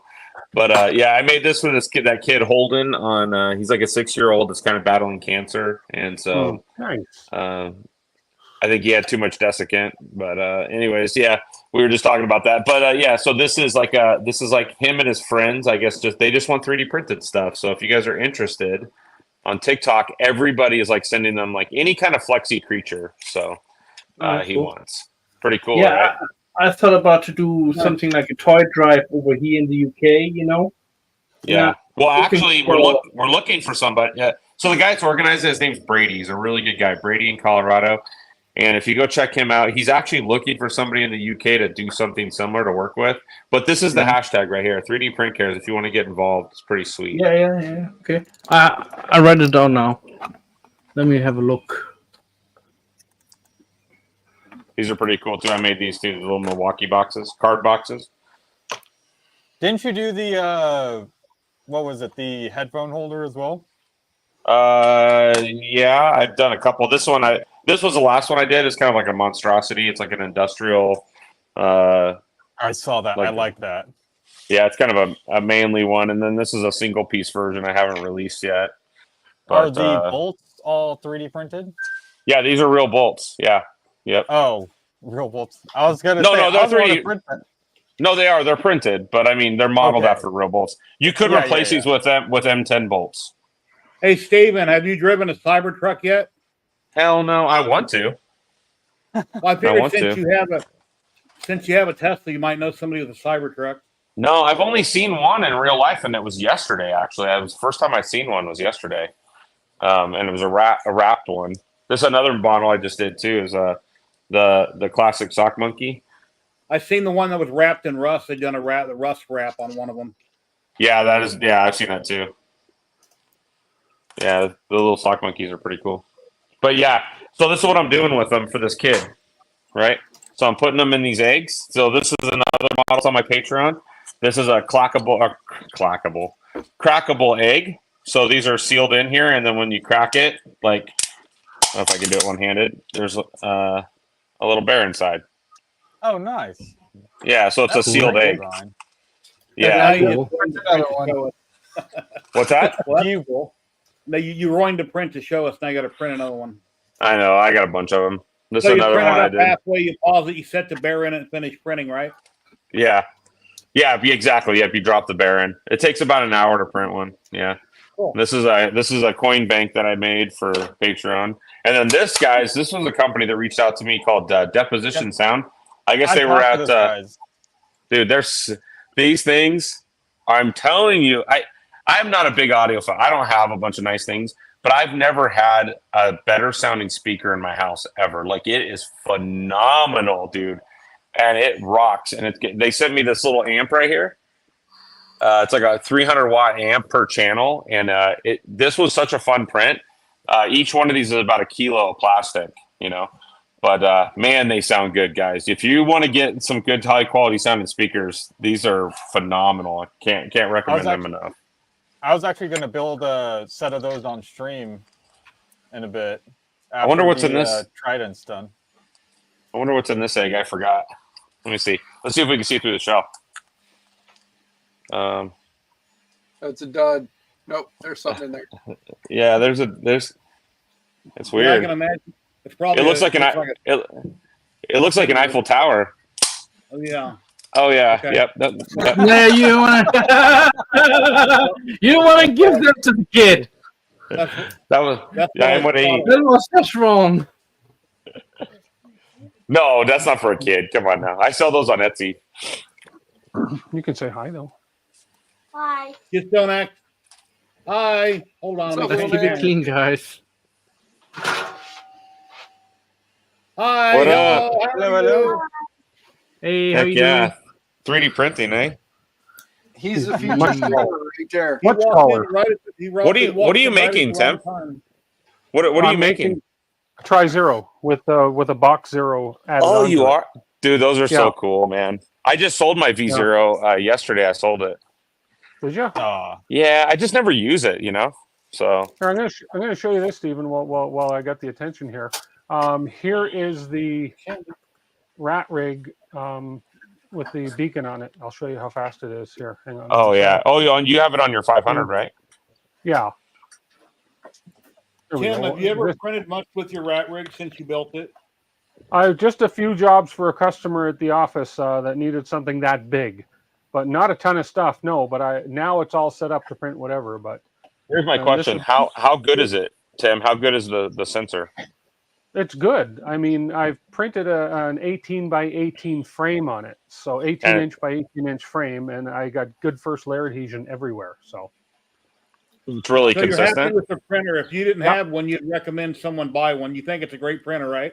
Or not? it is. It is. They've made some big improvements in the VCore 4, which is out now. So yeah, My only downfall on it, I would say, so that's pretty quick for scanning the bed twice over. Yes. So the only Oh, yeah. downfall, if I had to say on it, is I would have used a thicker bed because the height map on that's all over the place. But that's why we have How the thick is it? bed mesh calibrate to allow for that. But It's I like would a have put a 6 mil. thicker bed. Yeah, I Yeah. would have put a thicker bed on something like this. Even though it's going to be a lot heavier, I would put at least 3 more mils of thickness on the bed. So to have Well, like it, Mandala, Roseworks bed is thicker, right? yeah. And but it has the magnets in it. But right when I got this printer, he was like the first person to tell me, he's like, dude, that bed's gonna be like a potato chip. And it is. Mm. It is. I mean, it's not horrible, but Right. Yeah. yeah. Here you go, Steven. I mean, Here's something for you. Here's something for you to print out for the kids. I'm on about number 80 of these. Oh, cool. Is that from my Patreon? I have one similar to that. I don't know where the file actually came from. Oh, so I should show you my. I have one that has a twist-on locking, has a locking lid on it. Yeah, It's those are got cool. kinetic sand in it and everything. My daughter asked me to print 4 of them for my granddaughter and her friends, and it just blew up from there. Now everybody wants the damn things. So, but how do you keep the lid on I'll it? keep printing them and giving them out until I'm out of filament, but or sand, whichever happens first. But I've got there's 4 here. There's 4 back there. I got a bunch of buckets I still got to assemble. Let me show you something really quick. So I designed one of those for a customer that actually commissioned it. But I'll show you. The brown sugar also would work. Check this out. So this is. Let me turn my camera on. All right. So this is the one that I made, right? A little different face, right? Yeah. But right, and it's because it's got a lock. Yeah. So, and then I went on to make some other versions of it. I made one with like a Deadpool lid, like a crab shell. This one locks Ladies too. and gentlemen, Josh, Recreator 3D. Hey, Josh. Howdy. But these lids lock too. They like have a snap right here. You can almost hear it. What's your design software of choice? Oh, that's cool. Like I say, my daughter she was going to buy some of these off of Etsy and was showing them to me, and I said, "No, you're not." Well, you know why the guy made me this? He said he made one of those for his kid, and he said, "Dude, 3 feet from me, the kid drops it, and sand goes everywhere." And he goes, "Can you make one with a lid that locks in place?" I'm like, "Oh, hell yeah, I can do that." They can drop this one all they want. It's kinetic sand. Yeah. So it's not going to go anywhere. Yeah, that's what I have in here too. So the nice thing about the kinetic sand is if they drop it, it's not going to scatter everywhere. So yeah, I just bought I don't know what it was, a 5-pound bag of kinetic sand, and I'll keep making them. Everybody at my corporate office up in Washington wants these. What is kinetic sand? It's sand, like sand with sticks together. It's sand that sticks together. Here, let me get some out here, Jerry. They call it magic sand. Yeah, magic sand, kinetic sand. It doesn't get wet either, I think. Yeah, you see it kind of sticks together. Okay. It's like a silly putty sand. Okay. Yeah, it's like sand and slime, basically. Like there's it's got like a glue in it. recipes on the internet to make this, and you use cornstarch, dish soap, and water with sand. I think is what but it just now it doesn't work as well in something like this as say loose sand would, as far as for playing in it. But the upside to that is you don't have this scattered all over in the carpeting and everything at the house as bad as regular sand. So yeah, you want to keep it clean as possible. The idea I was thinking was like road trips and stuff. You could have it, or airplane rides. Maybe you could have it just so that it's close, so you don't, and it keeps it fresher too. Steven, what's your design software of choice since you do so much designing? Well, all this stuff is made in Fusion 360, if you can believe that. So this last year, I started learning how to do I can't think of the name of it now, but the form tool. So in Fusion they have a form tool, which is basically like a it's basically their organic modeling, and for me it makes a lot of sense, more than like doing like Nomad or whatever. So I'm just dabbling in organic modeling now, and like I said, Fusion 360 has been the easiest one to transition for me because I'm already super familiar with the software. See, I made this drone. It's a drone, and I made it for somebody who does drone racing. And instead of having just, he said he wants to have it as fast as possible, and he wanted 4 motors on it. And I said, I put 8 motors on it, so you can put one here and one on this side, right? And then the battery and everything what's important goes inside. Also, the guy said the design what he used keep when he made very sharp turns and it pulled like 8 Gs, going around the corner. This part here would flip off. So I said, yeah, I can make one better. And so I created literally a screw system so it doesn't come off. That's cool. There you go. So everything is a full screw system. Everything is assembled with a screw system, even the back tails. And so no screws. I mean, literally no screws in there, but there's a screw in there to, you know what I mean? No metal screws needed. So, Steven, how long have you been designing stuff? 2 or 3 years? I started learning Fusion 360 in 2000 when I got my Prusa, so 2017. I started I watched a video, and I thought I had to go to school for it. And this guy on YouTube said, if you do this an hour a day, if you just commit yourself to an hour a day, and you make things in your environment, right? Like I'd make salt shakers or spoons or whatever, anything that's in your environment that you can measure and make. I just forced myself to do that, and I still do that now. I mean, now I do it like 6 or 7 hours a day, but I just force myself to do it every single day, and it's a skill that I've taught myself basically. I've got a 13-inch Wacom tablet that I bought years ago, which is collecting dust somewhere in my house. I've never learned how to design yet. I've been retired for 11 years. I have too many hobbies, and I wish I knew how to do this and do that. But instead, I keep printing everybody else's stuff, and I've never taken the time to learn. Well, I turned 60 in 2 weeks. I got 25, 30 more years to learn something. I got to quit procrastinating and go and do it, because I could have already been really good at something if I would have started a couple of years ago. My advice to you, Jerry, is every day take 1 hour. Just set it. Because here's the thing with me is I have ADHD, and I get absolutely I go all over the place. But I set an alarm. I used to set an alarm for myself. I'd come home from work, I'd change my clothes, I'd relax for an hour, and then I would spend an hour, no matter what happened. If I was tired, a bad day, a good day, whatever, I would just force myself to do it an hour a day. And the stuff I made was stuff, like I said, tangible things in my house. You're changing. Your mic's cutting in now. Oh, it's because of the wind. But just force yourself to do it an hour a day, and you'll trust. All right. It is I completely agree. It is worth it to learn PC, it is part in mind because it's a screwing system.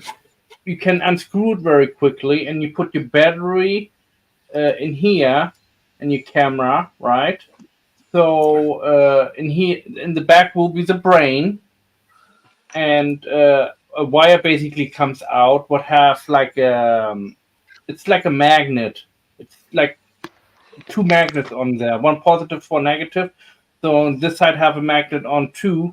So you just tip it on, and then you screw it quick on, and then let it go again. So yes, it is for racing to cut down on time, and the battery, instead of changing the whole, take it apart and then put a battery inside, you spend maybe like 20, 30, 45 seconds just doing that part. But that method should cut down at least half of the time. So you're doing maybe 10 to 15 seconds a battery change, and then ready to go again. So, hey Josh, how you doing, buddy? We got you on a big screen. Oh, that's a lot of printer poop. Doing good. How are you? Real good, It's a sir. little hot. I got a couple fans going on, and hopefully I don't burn the garage down. But yeah, I got the shredder going, pultruder going, grinder going, a couple other things going. Is that But the mini belt? the mini belt. Baby I belt. seen a video the other day. This Nathan is Builds Robots was interviewing your guy at the show. I watched that video a couple days ago. Yeah, Bill's awesome. He did a good job with Nathan, and Nathan had some great questions. And ultimately, this is a hybrid unit. It is my MK3 and my MK6 combined. So that's the whole point of Recreator, is kind of having all the apparatuses at this point that we can work with. You know, if you've got a different idea of what you want to do for maybe you've got a different branded printer than I'm working with, or suggestion like the Ender 3. This one is an Xvico X3S, and that's kind of what we started with for a flagship. And then the community wanted an Ender 3. So we had one of our community members, Nick Jones, who does our firmware. He bought the Ender 3 for us. We've got the V3S3 Sam Edition in front of us. And I got this off eBay for $90 recently. It's an unrefurbished repair, or sorry, an unrepaired, as I knock everything over, an unrepaired return. So it is new. So I don't know. I don't know what's wrong with it. I did notice a couple things, and I think what I looked up on Reddit was that these front screws, for whatever reason, doesn't allow the bed to fully come forward. So it stops at the screws. So if we like put in just some flat-headed screws, that seems like it's probably an issue that would have made a novice go, "What's wrong with my printer?" And they put it right back in the box and send it on its merry way to me for $90. So these are going for like $220, $230, I think, right now on Amazon. If you know someone who knows someone, you're probably getting them for about $160. The good thing with the Recreator. Thank you very much. Pab TV, thank you very much for the $10 on PayPal towards my printer. I really appreciate it. As far as what we're doing, we're just using G-code primarily. I don't really like to focus on firmware, especially with older boards. You might have to do firmware flashing that you're not familiar with. So we just want to use simple G-code that's just running the hot end, warming that up to temp, and then running a motor. And we're just sticking with the extruder motor to kind of give you the same experience that you would get out of 3D printing. So we're trying to say, you know, what you're already used to working with, we're trying to bring into Pultrusion to keep it streamlined and easy for novice users to get into it. As simple as possible, yeah. Yep. And you know, when I got into this and why I made the MK3, kind of like how I did, I loved the Xvico's X3S base. And so when I started taking them apart, I had a lot of the bases available to me, and it just kind of, it clicked. And for me at that time, Pultrusion in the scene was very Frankenstein. You know, they call them plank truders, and it's literally taking a 2x4 and all the basic elements that we've got in front of us here, over here, on a 2x4. For me, that's not safe. I mean, there are a couple other branded builds out there that are doing that, but I really wanted to bring in the elements of just, you know, what we're used to for the shroud. While you're working on this can get hot, but ultimately, like, you're not going to burn yourself. If you put your hand on there long enough, you're going to say like, "Oh, ouch, okay," and move my hand, rather than getting a scorching 240-degree hot end branding on your arm. Can we grind the bamboo poop into kinetic sand? I think so.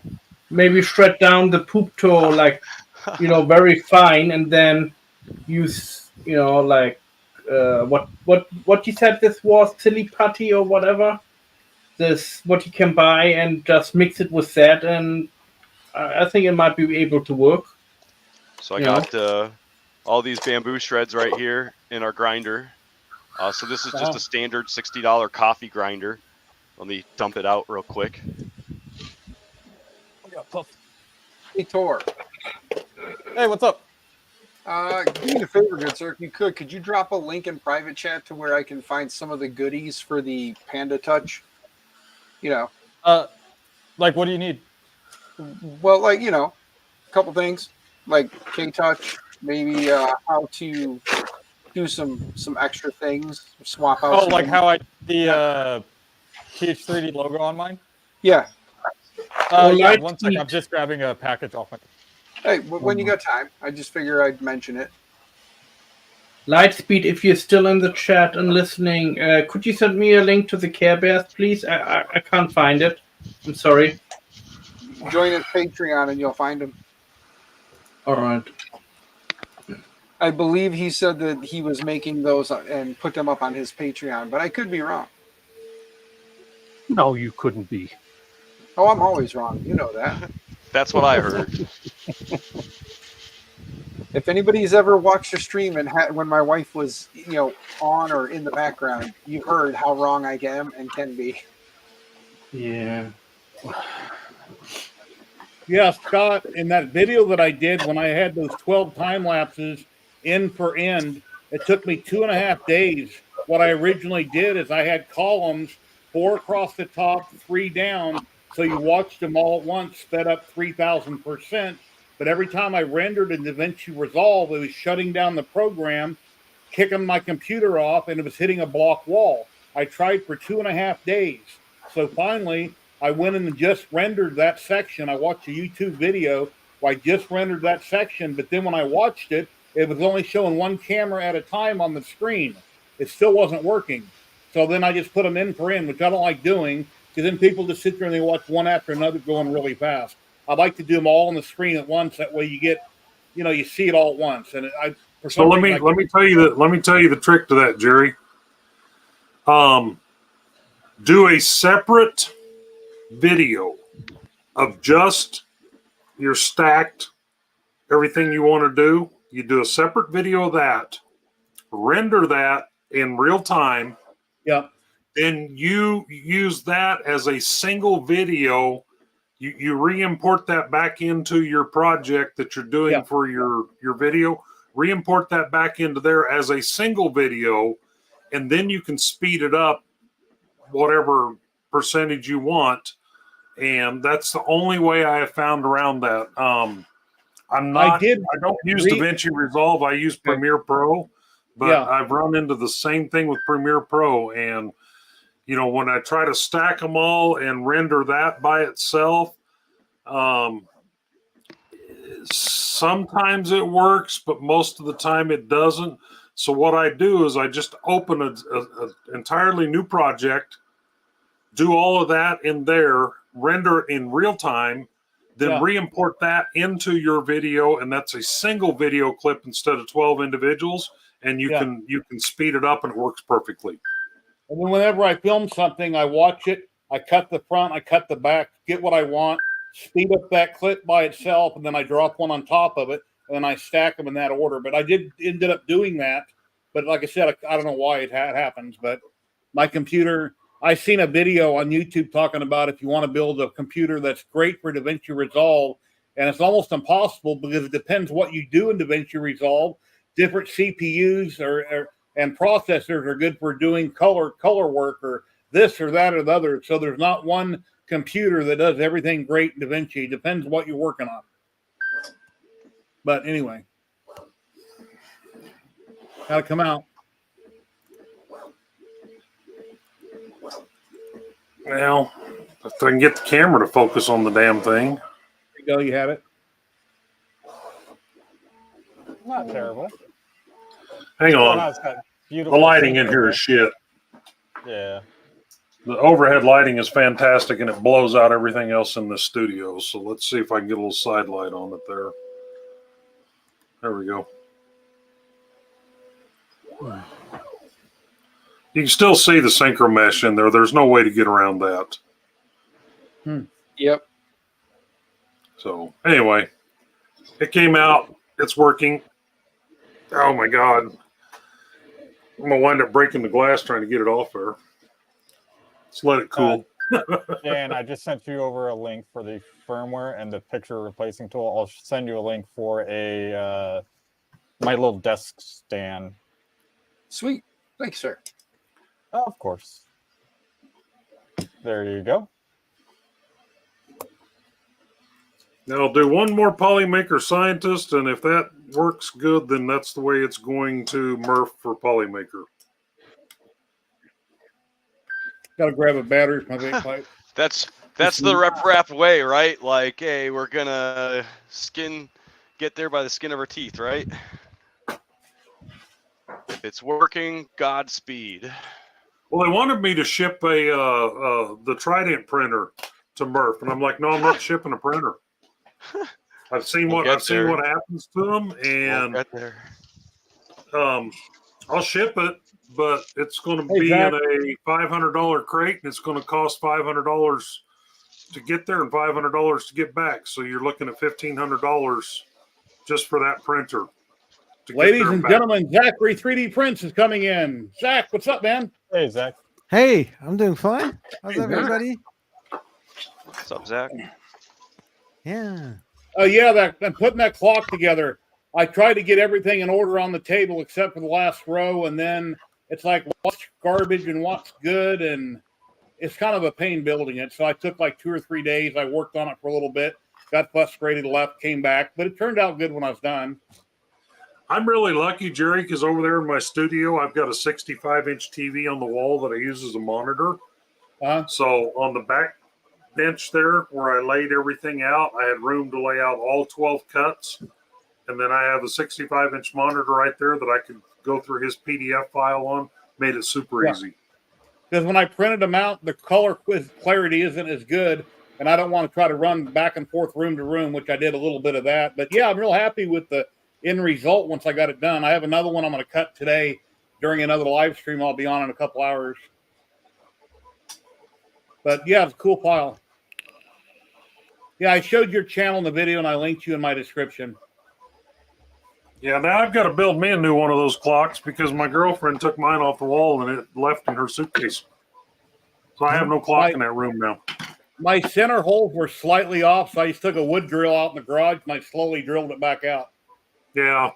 Mine were a little bit off too, and I just ran in fact, right here it is. Ran a hand reamer down through it. Okay. Yeah, I was a little bit concerned, but I ran the drill at high speed hand drill because you know what could happen if you screw up, it blows apart and throws it all over your garage. Yep. Oh. Tim is back. There, Tim. Hey, what's up, man? Where you been? I opened Fusion 360 and I think I taxed my computer a little. All right. That's okay. I just needed to see where I'm putting heat insets is all. So that's all good. We're all good. Cool. Dan, did you see find a different link for me on that Hypercube, or you didn't find one? I haven't found one yet, Jared. Give me just a little bit here. All right, no problem.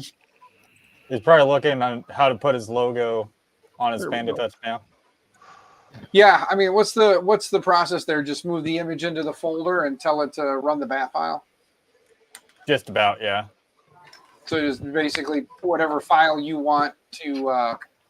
it has to be... There's a README in there somewhere. But it has to be like a certain resolution. What's going on, buddy? How you been? I'm doing okay. I was busy working on a video with some layer samples, first layers, how they look like. You know, people are saying sometimes, you know, manual level bed with one piece of paper. Sometimes I see people having it folded, or even using business cards. Yeah. Turns out that this one was the best. I see the utility bill. I would grab a utility bill that's a little thicker than typing paper, and that's what I would always use. Oh. I use feeler gauges. That's more I- accurate. I did bought some of those as well. I did try that in the past, but no. But you know, it depends on the hot end what you have on there. That's what I find. Like when I tried leveling my G-Tags compared to my Focus and to level the T500 and other printers, what you do manually sometimes, they all have different heights, basically.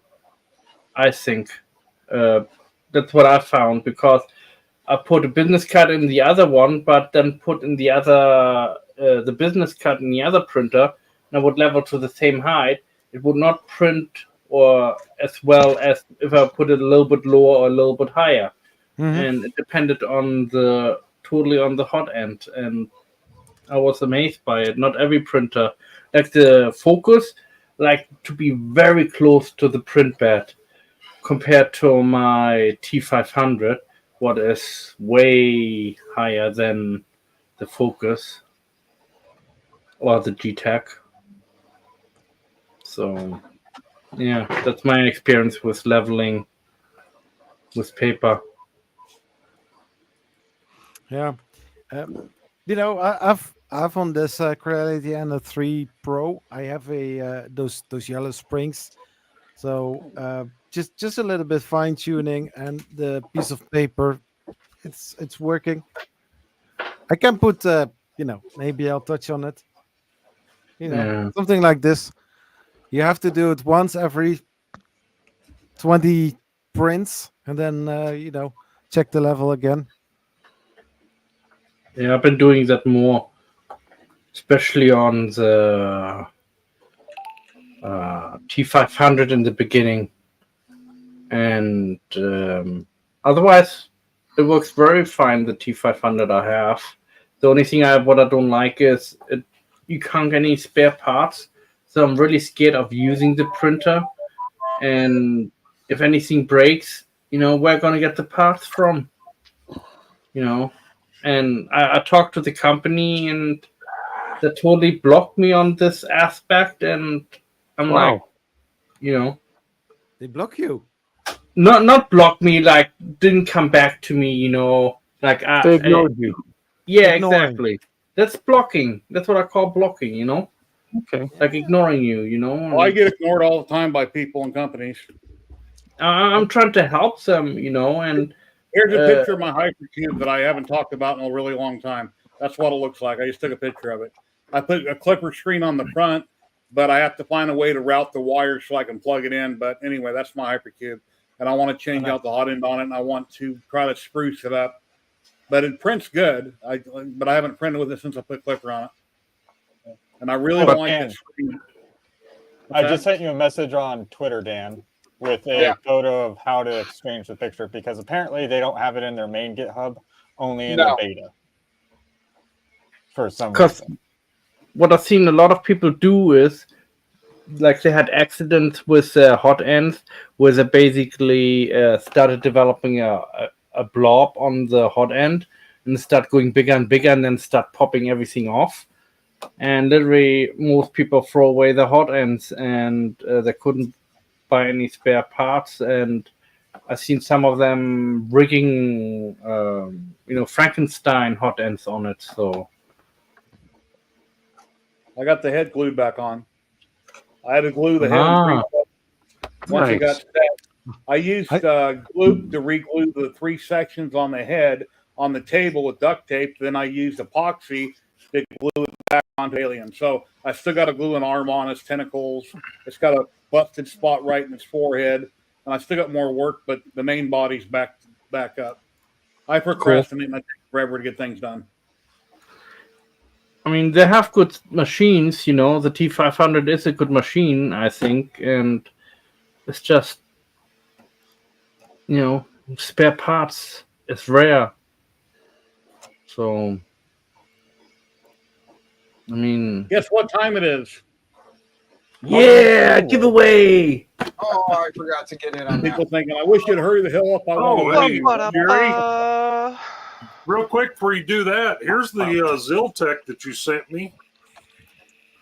Okay. Let me transition here. Oh, it keeps blocking me. How'd it turn out? You happy with it? That's the Ziltech that I won, and I printed a. This is off the Boron Delta, and that was that 2-color red and black Ziltech. So that's still on the build plate, and then here's a another container I did in 2-color with that Ziltech filament. Cool. So I have great. no complaints with the filament itself, but I cannot get it to stop stringing. And no matter how much I dry it, what I set it to on that, Doron Velta, I'll never say that right.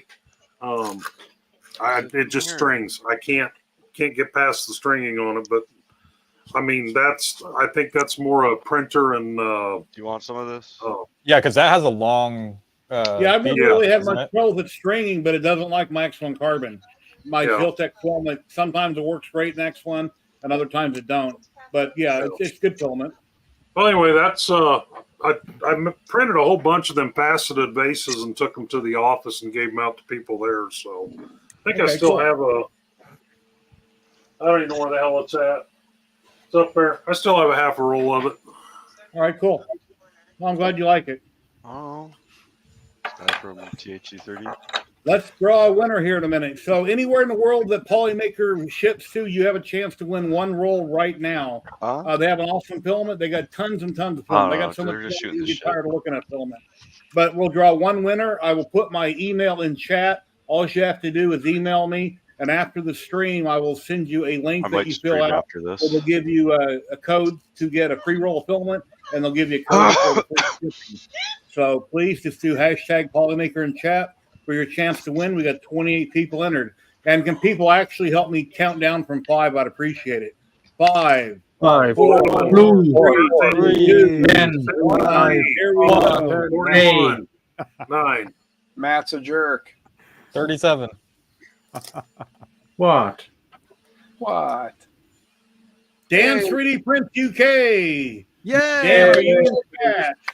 Dan's 3D Print UK. Congratulations. Are you in chat? My alter ego wins. Okay, alter ego. I thought for a minute my wife was about to win. Yes, I'm here. Here he is right here on YouTube. Dan, here's my email. Shoot me an email. Just say, hey, I won, and I'll get back with you later after the stream sometime tonight. I'll send you the link that you'll fill out. Congratulations. Congratulations, Dan. You have my address, right? In the UK? I'm just kidding. Have fun with it. Print something good. Says the Polymaker main ambassador. Yep. Yeah, I'm not allowed to actually win any Polymaker in these type of things, so but it's understandable. I'm a Polymaker ambassador, so I don't have to worry about that. So I'm a partner. Would be weird, you know. But if I win, I mostly give it to a person who never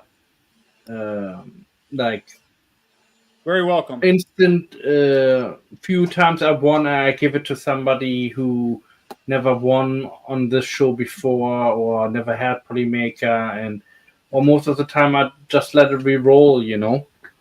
But, same here. When I give away the T300 to a person I know, and he never worked with Polymaker filament, so I had like 25 rolls, I think, and I said, here, just take one, try it, and you will love it, I said, and you know. My birthday is on June 12th in 2 weeks. I'll be 60 years old. It's on a Wednesday. My brother's having knee surgery the same day. I'll be going to the hospital to see how he's doing. I may or may not do a pop-up live stream on my birthday. We'll have to wait and see. So that may happen. That would be fun. Well, hopefully he has a good surgery. I hope. Yeah. He already had hip replacement. Now he's having one of his knees done. He hates doctors. He hates driving to Vegas. He has to get a ride into town, a ride share company. And understandable. But like I told him, I said, you chose to live in Frump, Nevada years ago. So now that you're older, every time you need anything done, you got to come to Vegas. But that's just the way it is because there is no all that stuff's not out there. But Paramp is so much nicer and quiet. Yeah, I'll be streaming surgery. Oh, you were 56 yesterday. All right, congrats. Yeah, in 2 years, when I get my Social Security, I'll be able to afford to get a newer vehicle. Depending on the price of vehicles in 2 years, I may be able to get a newer vehicle. I'll have to wait and see how things go. So I'm not looking forward to being older, but I'm looking forward to extra income to, take care of all the issues I'm having now. Have you seen what Sam Prentice and what's his name now? Mr. Badley, Bedelli, Mr. Bedelli.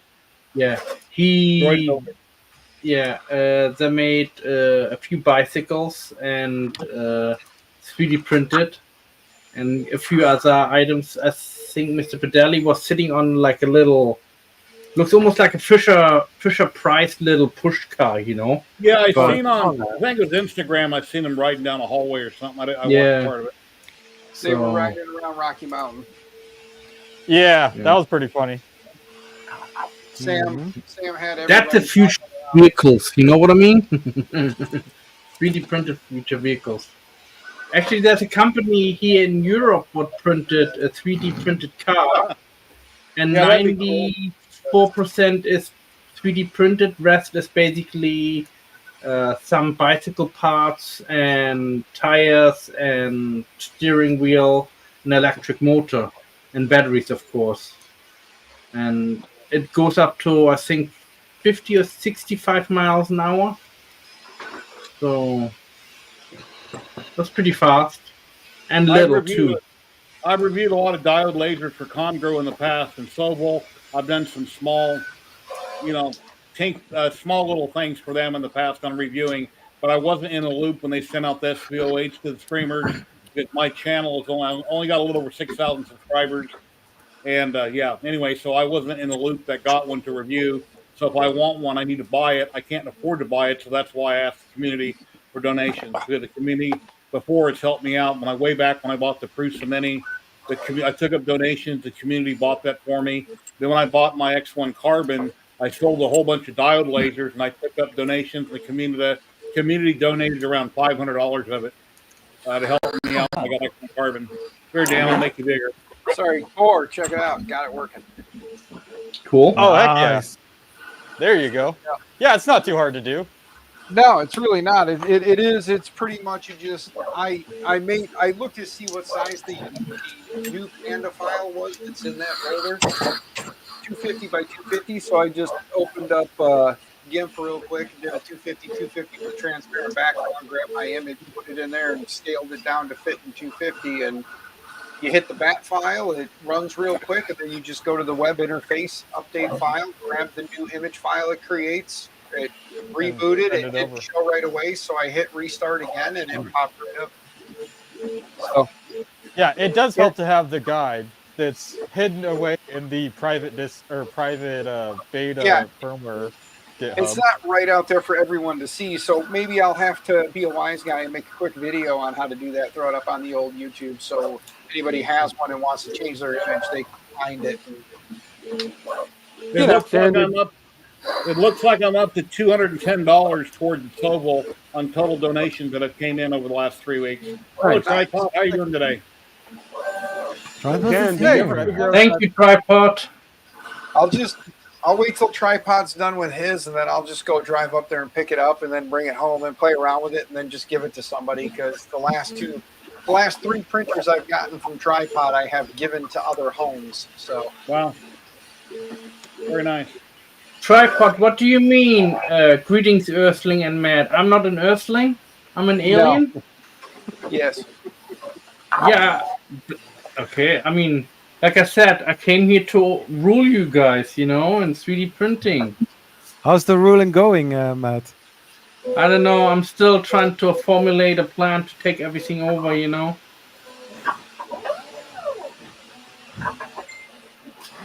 So far, no luck. No, not yet, huh?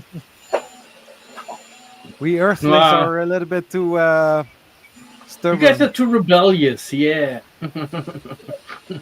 I'm sorry. It's in human nature.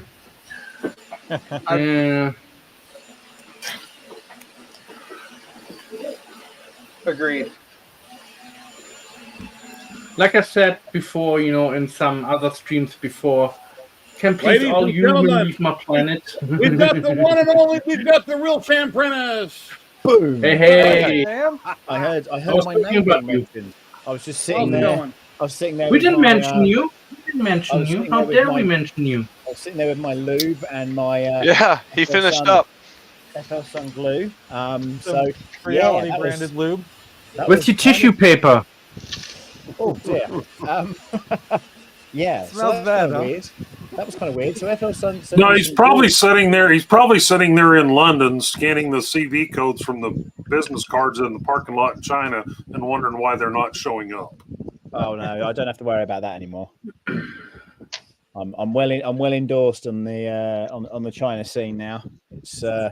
It's all good. It's all good. But yeah, that was kind of weird. But yeah, FL Sun, it was weird because FL Sun is sending me the new Delta thing, whatever it is. I was like, okay, cool. And then there was supposed to be a release date, I think, for the 4th or something, 3rd or 4th, and it's not showed up. But they've sent me some glue and some lube. So I guess it's a pretty good indication of what they want me to do with it, right?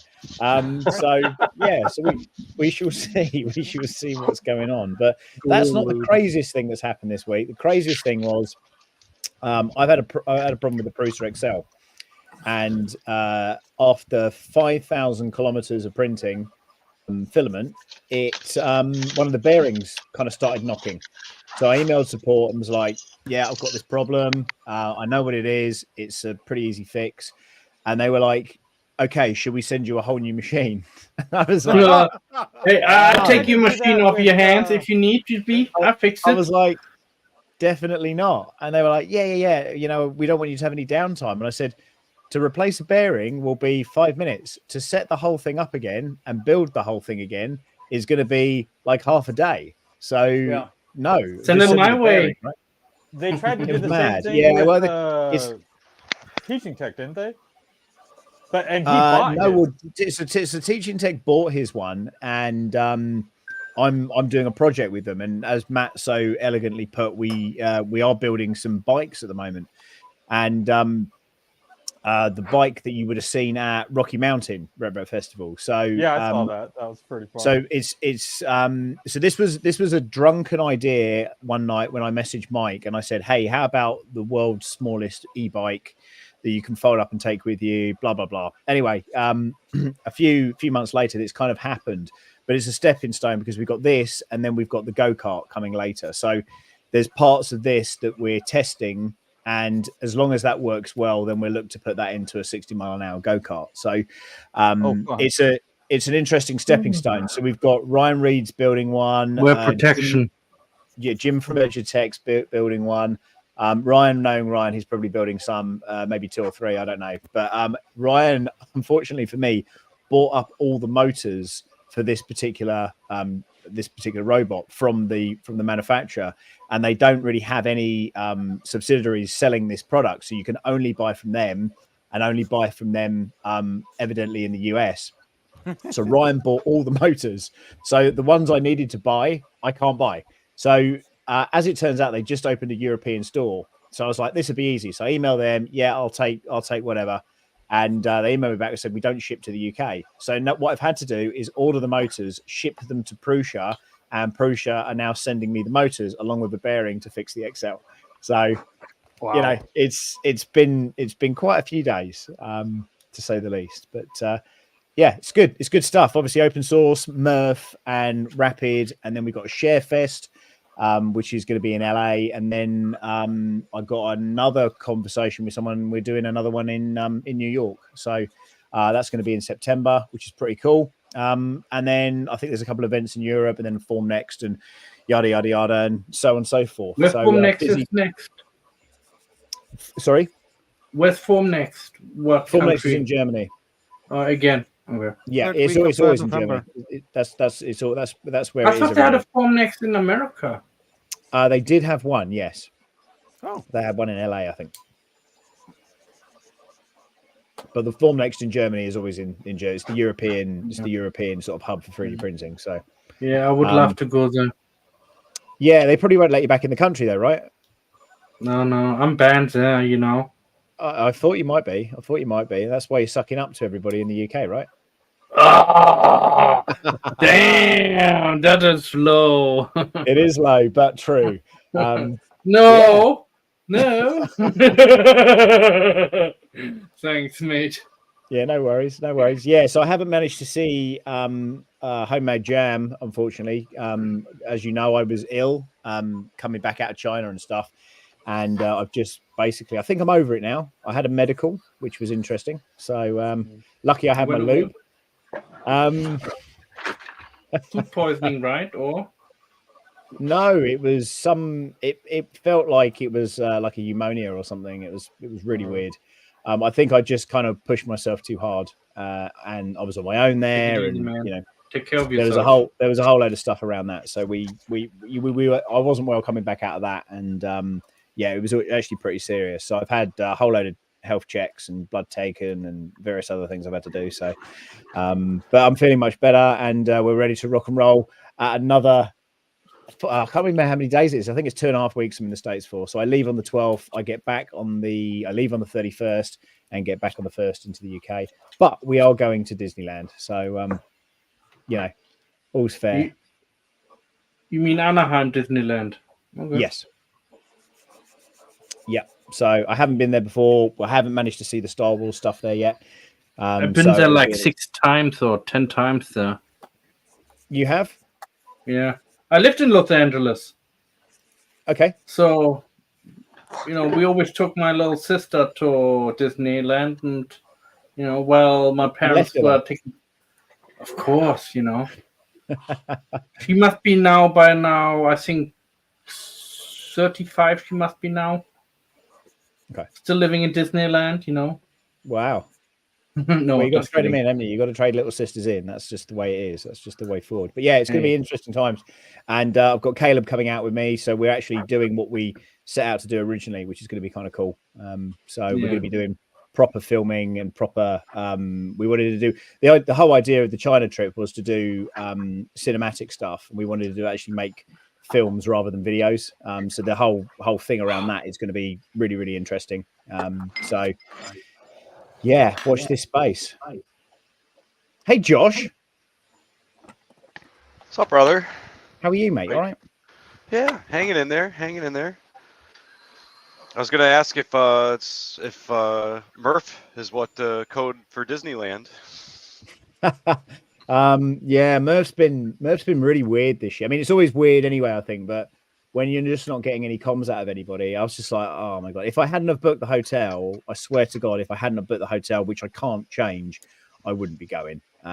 It seems like they're making a little bit of a struggle back, but I don't think it's going to be terribly successful, unfortunately. I hope it is, and I might be wrong, and if I'm wrong, happy to be wrong. But from what I've seen so far, with you know, you look at people like Lozbot. You know, Lozbot aren't, not only are they not going, they're not sponsoring, they're not.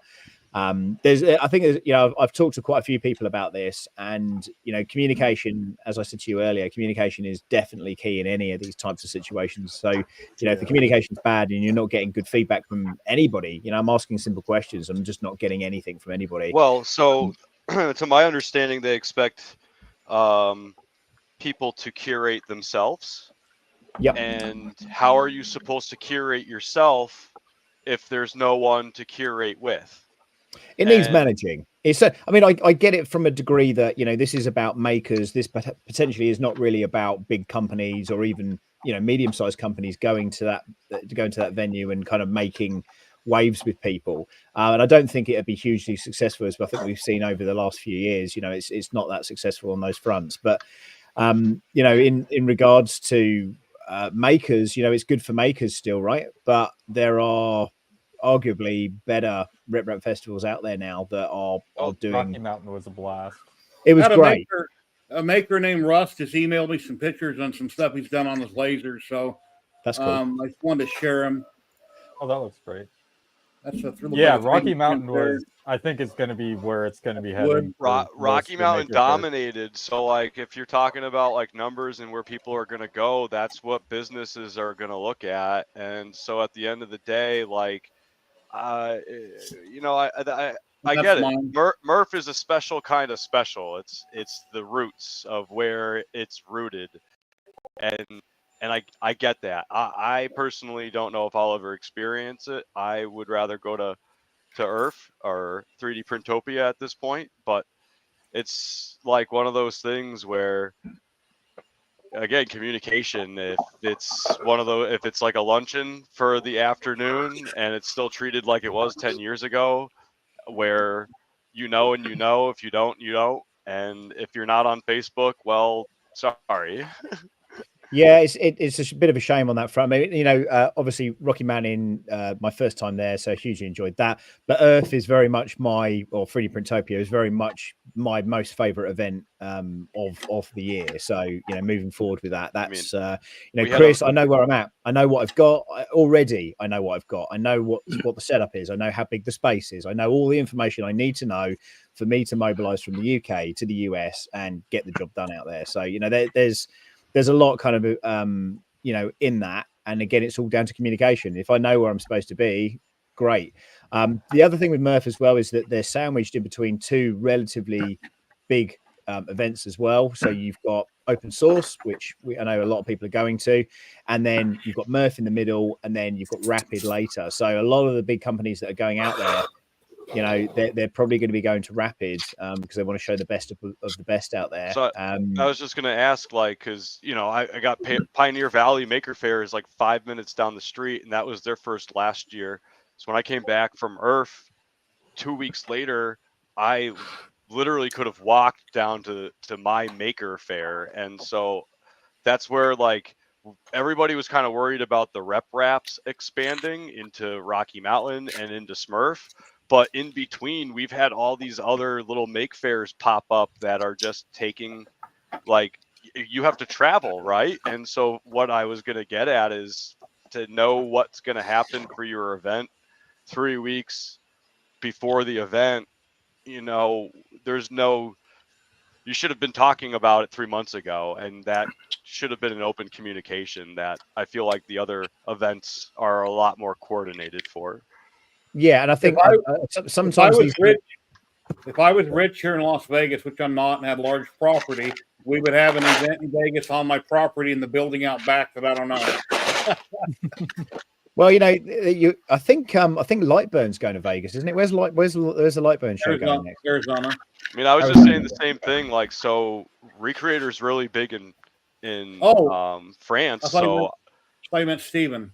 Thought it'd be cool to go over to France and say hi to everybody, and you know, get an event hall for the day and just say hi. And it's a similar concept, and I get it. Like, and if that's what it is, that's what it is. But I feel like it needs to be a little more out there that, you know, this is kind of a small, low-key rep wrap at this point compared to Rocky Mountain just killed it. Like, I'm still doing more stuff 3 weeks later. Yeah, I mean that's the thing, though, isn't it? But nothing's excusable for poor communication, and it's always been poor. But it's seemingly worse this time round. You know, that last year they were like, "Hey, we're going to do this. We're going to do it." We knew about the second building. We knew that they were going to do 3D printed racing and bits and pieces in the second building. We knew that last year. When there were a lot of other. Leave? Sorry. When did Kenny leave? I just noticed he's not here. He left a little while ago. He left when Sam got here. Sam scared him off. Yeah, we're the same person. You never see us on the same stream together. Yeah. It's uncanny. Yeah, so you know, like Liz is saying there, you know, it's one of those things potentially where somebody's been doing it. So it might need some fresh blood. You know, that's the other thing. I don't mind the location. The location's pretty cool. I love the buggies that are out in Goshen and stuff. You know, that for me is just like so bonkers. I can't quite comprehend it. So, you know, and again, it's an experience. And I think, you know, you need to have those experiences, and it's been going for such a long time, and people have continued and constantly gone there. But pivoting your market is pretty essential to anything that you're doing. certainly in an emerging technology like 3D printing, which I know it's been around for a while, but good God, the changes that are happening in the market right now are staggering. Extreme. So that video was Joe the- Telling just did this morning where he interviewed that guy at that company. I was don't just remember going to the say that, company. Jerry. That's It nuts. wasn't a regular 3D printer, but they're able to take prints and make them perfect. It's not a regular. I don't know what the process is. They didn't show how it So it works, was like but an it's acrylic, basically I think they printing said. and painting and some kind of acrylic. And yeah, he had a Mickey Mouse there and some other statues, and they were 100% perfect. There is no layer lines. There's nothing like that. It's not mold injection. Seemed like a post-processing. We're certainly moving in a quite an interesting position. And of course, what I find really interesting is certainly doing work with Creality. You know, a lot of people hate on that company, and a lot of people say all sorts of different things about it. But what you probably don't realize, their report for the first quarter of this year has been huge. They're still the biggest 3D printing selling company for 3D printers, followed by Prusa, followed by Bamboo, followed by Elegoo and Anycubic and yada yada yada. So the stats are already out for that, and it's and they are still selling worldwide. So we sit in a bubble, being in the West, and we don't see all the other countries. So Brazil and all these other different countries that can't get, Bamboo can't supply mass production to Brazil at the moment. So people are still buying Creality printers hand over fist. And I started with Creality. I have no problem with Creality. I just don't. Do I currently have anything Creality? I don't know. I don't think I think Bamboo needs to expand the facility. I think. Yeah, but you got to do that Creality slowly. You dominates can't, the you market can't as rush far into as- stuff like that. It's they're a really come a fresh long way. business. Yeah, they have. Yeah. And the other thing is you got to remember they've got investors. So when you're sitting there and you've invested money and you want a return on that investment, and then something happens like the A1 cable, then it costs you hundreds of thousands of dollars to put that right, which it definitely did. As an investor, you'd be like, okay, so you've had a bit of a shaky year, right? That's fair enough. You've sold this many units, but you have had a shaky year. So it's probably why we've not seen the bigger 3D yet. And I don't, I know for a fact they've got them sat Pump their there. brakes. Yeah, and I think they're being very, very cautious in the market, and I have commend them to. for that. So and a lot of people about this. I've got an announcement for Wednesday about the K2 Plus, and Creality are giving me this exclusive on 50% off their for the first 200 people, and giving me a code. I've got the code right now, and it's very, very dangerous to have information like that, especially when people are like, "Hey, can you just give me that code early?" So we've got a video coming out on Wednesday. We're cutting and editing some stuff down. I've had them filming for me, which is a wonderful thing to have done. And then I send it off to an editor, and they do all the magic stuff with it, which is great. So on Wednesday we're doing this video, or this video is coming out with a bunch of codes and stuff. And I think you'll be quite surprised. I think the K2 Plus is still going to sell insanely well. I think people are going to have serious FOMO, but it's going to be down to Creality to get it right first time. If they mess it up, I think it's going to cause some huge damage. So it's very much down to them on whether or not they're going to be able to pull that off. And having seen the new facilities and stuff that they've got there, I think they're capable of doing it, but will they? And the past has told us, if you look at things like the CR30, if you look like the K1, if you look at any of these printers that they brought out in a rush. The Sam edition. Exactly. And again, the thing is, those enders, they've done those to death, right? They should be pretty bulletproof now. There shouldn't be too much that can really go wrong with those printers. So, but when you get into the realms of Core XY, and you've got mass manufacturing, where people are plugging in cables all day long, and sometimes human error comes in, or it doesn't get flagged by quality control, then that person who gets a bad printer, who is then sold through, I heard you guys talking about Soval and Comgrow earlier. Well, 3D print, Creality 3D print official.com is owned by Soval. So you think you're dealing with Creality, but actually you're not. You're dealing with Soval. And Soval's agreement with Creality is such a thing that Soval are supposed to support the sold printers. And when they don't support that, and they send them to Creality, and Creality won't support the end user, that's when these big problems start happening. As why is the customer service no good? So there's a real huge amount of issue inside of all of this unique bubble, and there's a hell of a lot more going on out there than I think most people realize. So, Well, Tripod's having trouble with his Bamboo. He bought it at Micro Center. It's a Bamboo, and I think there's a support. They're no one's getting back to him and blowing him off, and I don't know, something like that. Well, I've got some this sticker glue which I can take with me to Chicago when I go out there, and I've got a pot of lube here somewhere. It's partly used, but I'm sure it'll be fine. The thing is with that is it's about raising a ticket and really pushing things forward. I think they thought they perhaps by now they would have. I've still got the old kit. They put some firmware out and said you shouldn't be using this printer, and I was like, nah, whatever. And I've not bothered doing anything with it. But you should categorically 100% don't do what I'm doing. Get that fixed as soon as you can. But you're right, because you can't go back to Micro Center and get a fix from that, can you? They did kind of goof up their recall for it. They really should have just replaced the printers instead of tried to get around like, oh, we'll just send you out of bed. Oh, we'll just... It's all over. Wasn't it over strain relief where the cord goes in the back of the printer? Wasn't that the whole problem? Yeah, and it was causing electrical issues and possible fires. If you bent the cord in two, right? That's the thing, is they wanted to try to mitigate as much as they could by saying, well, it seems like 50% of our clients are they willing when they've got the option of sending it back.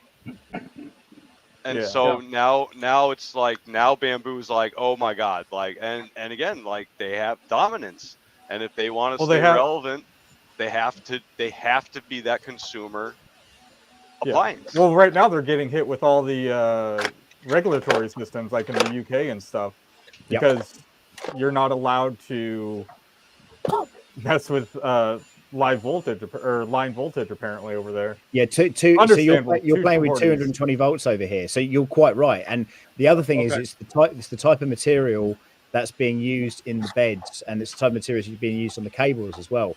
So, you wouldn't get a TV from Sony and then they will then send you a board and you take the whole TV to bits and start messing around with that, would you? Yeah. You just wouldn't. It's just not something you do. But for 3D printing, because of where it was born, it becomes this kind of weird socially acceptable thing that actually with computers, PCs especially, that's kind of the norm, isn't it? Because people used to tinker around with old Pentiums and stuff and building computers, and that they have a novice approach to it. And I think with 3D printing, certainly if you're you're building one and you're at that level, but for people that are just like, well, I just want to print something, push a button and download it on the app and hit a button and just make it print.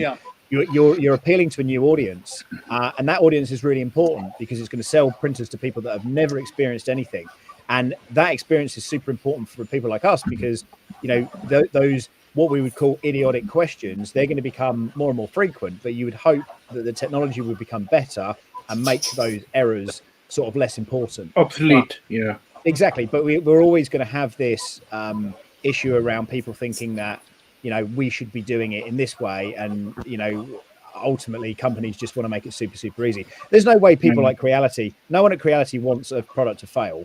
But when it does, it's how you handle that. And they're unfortunately just not very good at doing that. So if a printer breaks, really and truly what I'd like to see is, okay, so we've sold, the problem with Creality again is they will probably sell 10,000 units, and that would be a back's production of 10,000 units. And you've got 10,000 people out there potentially with a similar problem. So you see the K1, well, why did they upgrade it to the K1C? Well, they stuck a camera in it, they changed the hot end, and they changed the idlers. So they did. So there's a ton of stuff of that. But now I'm seeing the K1 Max. They've now put a new hot end. They put a new front plate on it, and they've put 2 new motors in there as well. So I go back to Creality. I was like, everyone's going nuts. It's blowing up about this K1 Max. You've changed it. And she went, no, we haven't. And I was like, well, here's the proof. You have. And she was like, oh, okay. And then it got back to this situation where they were like, actually, we changed it in December, but because they've been on ships for months, it's finally got to the stockists, and people are now unboxing these printers. And I said, why aren't you doing any marketing on it? This is a great step. And she just went, well, we're just marketing the K2 now. And I'm like, what's the name of the ship? What's the name of the ship that hit the bridge that was stuck there forever? Oh, That's literally what happened with Exvico. Like they had 1,000 units coming in for Christmas, and I'm pretty sure that's what they had left. And some ship went down, and it became an insurance claim. Yeah, imagine if yours is on they're the like, ship well, with that the bridge whatever. slots, your orders on there, or your business, you're waiting for you're waiting for the whole box or a couple containers, and now it's stuck there for however many months. It'd be crazy. Yeah, Sam, I was gonna say I've got a K1 that it was on sale at Micro Center, and I paid less than $400 for it. And it was one of the earlier revisions, and I bought it too late to get on the free extruder update. But once I got the extruder update, this thing's just been dead nuts reliable. They're good little machines. I don't understand why more people don't know about them. Yeah, I think they do, but the problem is, I think when something goes wrong, there's such a huge amount of them that goes wrong on that trying to recall anything like that is just an absolute nightmare. So I got like bad VRFs on both K1Cs, and all the ones that I dealt with in China all had the same issues with the same files, and it's something to do with the bed coupler, the way that you've got a movement on the bed, which is if you're running at a certain speed, it's okay, but for whatever reason, when you're getting any kind of bed wobble, it's apparent across these prints. It's actually pretty bad.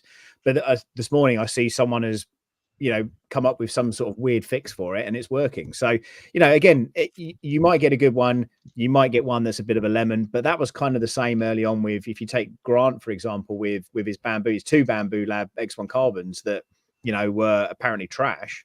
There was nothing that he could do to fix those things, and Bamboo bent over backwards to try and help him, and seemingly it never went anywhere. They were just bad. Yeah, and meanwhile, my Kickstarter Bamboo is still kicking. The only major anything I've had to do to it the whole time I've owned it is replace the tool headboard, and it was because it was a bad design on the original one, and they sent me the updated revision, and it's been killing it since. No, that's good. It's good. I mean, like I say, if you get a good one, brilliant. I've been using both K1Cs. Sorry it happened. Have a good one, Tim. I've been using both K1Cs, and that was amazing and really, really actually all right. I've been using them to build this. I've done a def racer in a day today, which was pretty cool. So yeah, I don't know.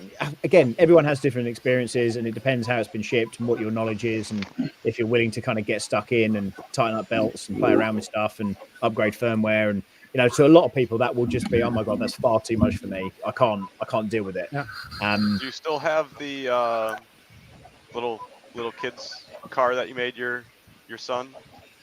Little kit car. So that was tracks with a plastic body. So we have the track still, yeah, definitely. But we're moving on. We're moving on to things that can move you around now. So we've got a baby R2. It's a squat R2D2 that you're going to be seeing in August. That we're working on at the minute. And basically, it's squat instead of a head, like you sit on it. Yeah, I can maybe show you something. Hang on, 2 secs. With the Congro T500, it's a very good printer. It's just I just afraid to print with it and break it, and then not be able to get the parts. But I like all the printer, I think, except the bed. The bed is a little bit too adhesive, so I would change the bed for glass plate or flexi plate. Or not. So, Sam, do you have stuff going on with like Disney at the He's not allowed to tell. No? Okay. I can tell. No, I don't have anything going on with Disney. But I am going to Disneyland, and I might have swung a couple of sets of free tickets from the Imagineers from Disney. So I've been. The latest stuff that they've been coming out with is just amazing. And so you're talking about the ducking droids, right? Whatever they are that are self-aware or whatever, like they're just phenomenal. They've got some really good AI technology inside of those. They've been reverse engineered already. And the robot dogs. That dog, oh my god! All I think is Fraggle Rock, like live Fraggle Rocks running around with the dog. chasing the Fraggles and everything at the. Oh my God, it's gonna be crazy. How old is my offspring? My son is 3 years old. It was funny today because I was on the phone to Jim from Edge of Tech today, and my son was at home, and I just walked in. I was walking the dog. I was on the phone to him, and my son comes in, Daddy, Daddy, blah, blah, and he goes, "Oh my God, I've got to put my wife on the phone." And I was like, "What?" And he goes, "Yeah, I've got to get your son to talk because it's the cutest thing." I'm like, "Okay," because obviously the British accent and this little boy, Daddy, Daddy, can we go into your man cave? You know, all that kind of stuff. So it's kind of Your funny. man cave. It was really funny. Yeah, it's really funny. But yeah, no, nothing to do with. I don't do anything with Disney at the minute. We've got a Droid Builders event coming up in August that I'm part of. I'm still on the committee. I'm still, part of that. But I'm trying to, the whole thing with this YouTube stuff, and it's just seemingly getting bigger and bigger. I'm flying all over the world. There's all these crazy things happening all the time. And, I'm incredibly grateful for it, but I just don't know where the direction really is. Do you know what I mean? It seems and you like got your company with your partner you're trying to run too. yeah. So I've sort of taken a little bit of a step back from the waste management company that I've got in the UK. So that's cool. And he's just bought a house with a swimming pool and a bunch of other stuff. So he's kind of going off and doing his thing. I'm going off and doing my thing. And we've still got the business kind of in situ at the minute, being run by a variety of managers. So it's kind of nice to be able to go, I went in and went, oh, I've just got a call, and I'm going to New York to do the ShareFest thing. And he's like, oh, do you know the date? And I'm like, no. And he's like, oh, okay. And I was like, well, I'm supposed to be planning a family holiday as well. So what's going on? What date are we going? And then, of course, we've got 3D Printopia. Then it's looking like China again next year, not just with Creality, with a bunch of other really interesting stuff. And what I wanted to achieve when we went out the first time was this dedicated film, not just making videos. It's more about making film and really showing the complexities of how maybe how business works. Maybe we can get a better understanding of how things come together. And Eligoo especially were really interested in that, humanizing their company. So and I've got an Orange Store Giga coming, rightfully or wrongfully. I know they're taking a bit of a bad hit at the moment with a lot of content creators. But here's the thing: sometimes when you wait a little bit, you might get a better product. Just saying. So with YouTube, I totally agree. Do you feel like things are getting pushed into more storytelling than just fast content? People want a story and a narrative to listen to. Yeah, I mean, I'm looking at how people like Creality is a really good example. Creality call me up and go, hey, we've got this K2 stuff. Can you repurpose some of your footage? And I was like, no, I don't want to repurpose the footage. And they were like, oh. And I said, what you should have done is you should have thought about this up front, and you should have got me to stay and film with the K2 Plus longer, and maybe have me take it apart, maybe me play around with it. And they're like, yeah, but it's our VRF units, and we only have 5. They have 50, I believe, now that have been sort of produced. And I was like, well, send me one. Or I said, or fly me out this weekend and I'll do some filming. And they were like, no, we can't do that. It's not practical. And I'm like, well, look, there's options here, right? But I mean, the last thing I want to do is spend 13 hours on a flight and 13 hours back. But if it means getting the job done, then, so be it. But they're trying to utilize me and my channel to promote their product, which I think is fair across my content creators platforms anyway. But it's interesting how they're trying to use me, and I understand it really well what they're trying to do. And then you got to look at the compromises of that.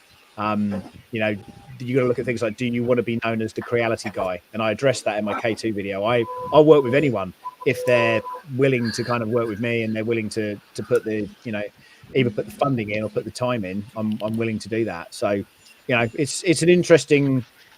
YouTube is a really interesting thing, and if you think you're making tons of money out of it, you're probably not. And the money doesn't come from YouTube ads; it comes from sponsorship. So people complain about the PCB way stuff. Yeah, well, that's what pays the editor. That's what pays for a variety. That's what keeps the lights on. That kind of stuff. And if you're thinking that you're making thousands of dollars on YouTube spend, if you've got 1 million subs, then yeah, I suspect you're doing very well on ad spend, and probably you could live off that. But there's no way I can live off what YouTube spits out, because it's I mean, it's nice to have friends and partners, right? Like we all get along how we do, and exactly, boost each other up. And yeah, the Orange Storm Giga, they need to get rid of the springs under the bed. You shouldn't have to auto level all the bed. It should be flat, period. And they need a better hot end setup on it. that's what I've heard. I know Joel's doing some stuff with it, and you know, I've seen a bunch of posts. Yeah. There's a Discord channel with a bunch of creators in it, and you know, I'm part of that, and they are talking. All the people that have got these things are sort of going, well, this is what we're doing, this is how we're fixing it. But I would be really disappointed if I've just spent $2.5 grand on a 3D printer and kickstarted it, and I can't really welch away from it at this point, and I'm just waiting for a printer that's potentially going to be bad. That's how I feel like with the T500 a little bit, you know. Are you still filming at work, or is everything at home? Are you still using the area in your business? So the studio at work, I've actually got 2 studios at work now, and I've got this room. So what you'll see is that back where the Prusa XL is here, I had a load of Enders here originally. And then all the bamboo P1Ps and stuff, P1Ss, which were up here, are now gone. So this is on a rotation. So the idea is that I will do a bunch of testing, a bunch of filming here, and then the machines eventually then go to the studio for, you know, I don't want to pay for the electricity bill, right? That's it in short. I'm building a Droidica at the moment, which is a 2+ meter, 45 kilo droid. I don't want the noise, I don't want the heat, I don't want the power consumption, and you know, I'm quite happy with the times that I go into work and just monkey about with 3D printers all day. It's kind of pretty cool for me, really. But, hey, there's the problem with the positron. Oh, is it because it's upside down?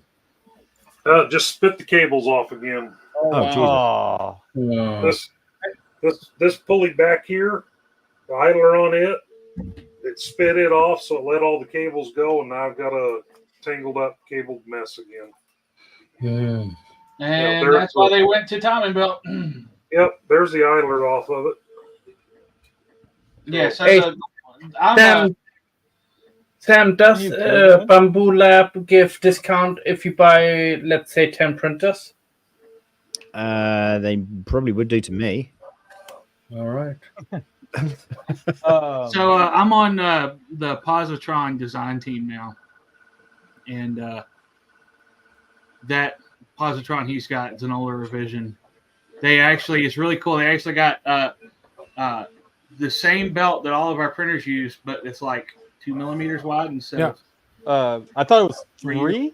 Maybe it's 3 instead of 6. Yeah, 3. Yeah, for 3. The new Positron's a 3 millimeter belt, but the problem with the synchro mesh is working great, except that these are just pressed on there, and that's what happened. Is I wasn't keeping an eye on that one way back there in the back, and it spit it off. And can you throw some super glue on there or something? Yeah, that's exactly what I'm going to do right now. Is I'm going through and taking all of them off, and I'm going to try to set them on there with a little bit of thin super glue and see if that'll keep it there. Sam, are you familiar with the base down here is warming up, and it's getting hot from everything, and that heat's getting on these, and it's just making them. I mean, they just slip right off there now. If you watch, I mean, I just without any force at all, those back there aren't so bad, but like these up here, that literally just lifts right off there. It's like it's not even press fit anymore. So. Are you familiar with a furniture dolly, Sam? Sorry, say again, mate. A furniture dolly is sitting low to the floor. They got carpet on them. They have crazy wheels. They sell them at Harbor Freight and stuff. Furniture dolly. Right, yeah, go on. They don't have an upright arm like a 2-wheeler. They're flat on the floor. They're perfect to set your Orange Storm Giga on and just roll it wherever you need to roll it, through a doorway, wherever. Oh, okay. It's those wheels that we push around at the death races, Sam. Those are yeah. No, I got it. Okay. No, so we've got so the space I've moved the second room into downstairs basically has what I'm calling like the print farm, which is FDM. So upstairs is resin, and downstairs, because I can vent out really easily out there. But downstairs for like big machines like the Orange Storm Giga and stuff like that, like I was talking and I was like, oh, maybe I'll take it to such and such a show, but I won't want to break it down. I want to literally load it into a van on a forklift and, you know, hope that there's a bunch of strong burly men the other end to assist me with lifting it off. But again, whether or not that happens and whether or not I have a good experience, I know of 1 or 2 creators that have had really, really good experiences straight out the box, brilliant experiences with it, and they're having a whale of a time. And they are mainly, I've seen them on Instagram, people that are having great, you know, situations with that. I'm hoping, because I've waited and because it's been, you know, there's been a delay, they've gone through iterations. It's the same as, you know, any of these companies, they probably won't tell you what they've done, but they have done something, and it's hopefully an improvement. You know, everybody does it. Even the original Bamboo X1 Carbon I've got has got a different LiDAR to the second one that I've got, for example. So they're not interchangeable. They were errors to put the wrong one in. AMS as well has few upgrades. Exactly. So you know, but you might not know that just as an average user. You know, it's only when you get into it and you look at the boards and stuff that you actually see, you know, a different thing. Is there a side by side? No, I doubt there is, and they're not. Are they comparable? Would you say? Is it a Voron Phoenix? Is that a giant printer? Yeah. Yeah, the Phoenix is the big one. Yes, that was at Smurf last year. They had 2 of them at Rocky Mountain. Did they? I missed so much. I was like delirious at Rocky Mountain. No, they had a Phoenix at Rocky Mountain, and they had a 24 at Rocky Mountain. Oh yeah. Different printers. Okay. Yeah, I was pretty delirious at Rocky Mountain. I didn't really know what was going on half the time. So I know some guy gave me a lift, and I didn't know who he was. And then I get this random text message from him when I'm back in the UK, and I'm like, okay, yeah, sure, okay, whatever. It's hey, really Zach, Sam, do either one of you guys snore really loud and keep up the other one? I don't know. I think you've been in the same room, right? Motel, right? I mean, Zach, yeah, well, we slept together actually, and there was not a lot of sleeping that happened. Yeah, my roomie in Rocky Mountain was quite the sleeper as well, or quite the snorer as well. No, we were in separate rooms, but I was ill, so I was coughing and stuff. So I was really worried that I was going to keep Zach awake all night and stuff. So, I mean, there was that first night. I think I just literally got in and just went to bed, right? And I was so sick. I can't tell you how bad I was, and it was just awful. But you know, somehow I was there in human form. So that's where I got sick from at Rocky Mountain. No. Sit next to you next to dinner. Were you really sick? How sick were you? I was pretty sick after I got back. Like there, I was fine, but once I got back from Rocky Mountain, like a day or 2 later, I started coughing like crazy. No real fever or anything, but I was like out of it. Was anybody that tour? This is one thing I should tell you about. Just stop kissing me when you see me. It was sharing the potato skins. It was, wasn't it? We did do that. I do remember that bit, and I do vividly remember the guy. Afterwards, oh god, the guy, and oh god. I mean, I was out of line actually. I told him that John was a vet, and that's how he lost his leg. And like the guy was like, and he's licking his fingers, and I don't even know, like. There's just, I don't know what the heck was going on there. And then we believe he got in his truck drunk, and then he crashed into Tim TH3D's trailer. Oh yeah, I remember the trailer was pushed out of the way, and they assumed that's what happened. Yeah. Well, because he was going at like 3 miles an hour through the parking lot from the restaurant, and we found his truck at our hotel, and we found like a scratch mark on his like step-up bar on his truck, and it was all bent out of place. It was like, there's no way. But with how slow he's going, and like there was no damage to our trailer at all, it was just like a little scuff mark on the tow hitch. It had to be him. It absolutely had to be. I mean, there's just no. I mean, I thought we were stuck with him for the rest of the night. I thought this is it. you know, this is this is not going to go well. But no, that was a good night. That was an enjoyable evening. And I apologize if I poisoned you with my Chinese coughs. Hey, do y'all know if they've announced dates for 3D Printopia? Oh yeah. Why are you blowing me up? Why not? They You're literally sitting just around opened the up bike, ticket sales. going on a bike ride. I thought you might want to talk about some stuff. So on Okay. Twitter, they just announced 6 hours ago that tickets are open for public. You guys hear I me? haven't booked my hotel yet. I think I'm flying into Maryland. Oh, in fact, it's weird because we've also got Ryan's wedding as well, and there's a bunch of other stuff around that time. So yeah, so I think I'm into the States 3 times before the end of the year, absolutely 100%. So yeah, I can maybe pick that Cool. cheese up for you, Matt. Ah, hey, thanks. Just don't lick it. Well, right. You don't I love know that their what, you don't website know is what I'm still gonna do with East that. Coast Rep Rap Fest. Sorry, say again. I said I love that their website is still East Coast Rep Rap Fest. I think they got 3D It's not going Printopia to as well. change. Like, I mean, it's one of those things that's like Twitter trying to rebrand itself to X. It's always going to be what it is, and they can have the new brand, but Last people will weekend in still. September. I did try say X, but it's Twitter. No, it's Twitter. It's Twitter. Everybody 28th. has accepted that it's still going to be Twitter no matter what they change it to. 28th and 29th. Who's going to that? Who's going to Earth? Yeah. You are going? Yeah, I'm going. Nice. Okay, so it's Yeah, quite a I'm few trying of to you go this year again to Smurf. That's all what I can do. Yeah, Smurf's gonna that's be nearer fun. to you, right? That's Manchester. I'm Yeah. like You don't have Yep. this in the UK, Matt? No, we don't. No, we don't have that. Yeah, Sam, I'm like maybe 4 hours drive with traffic.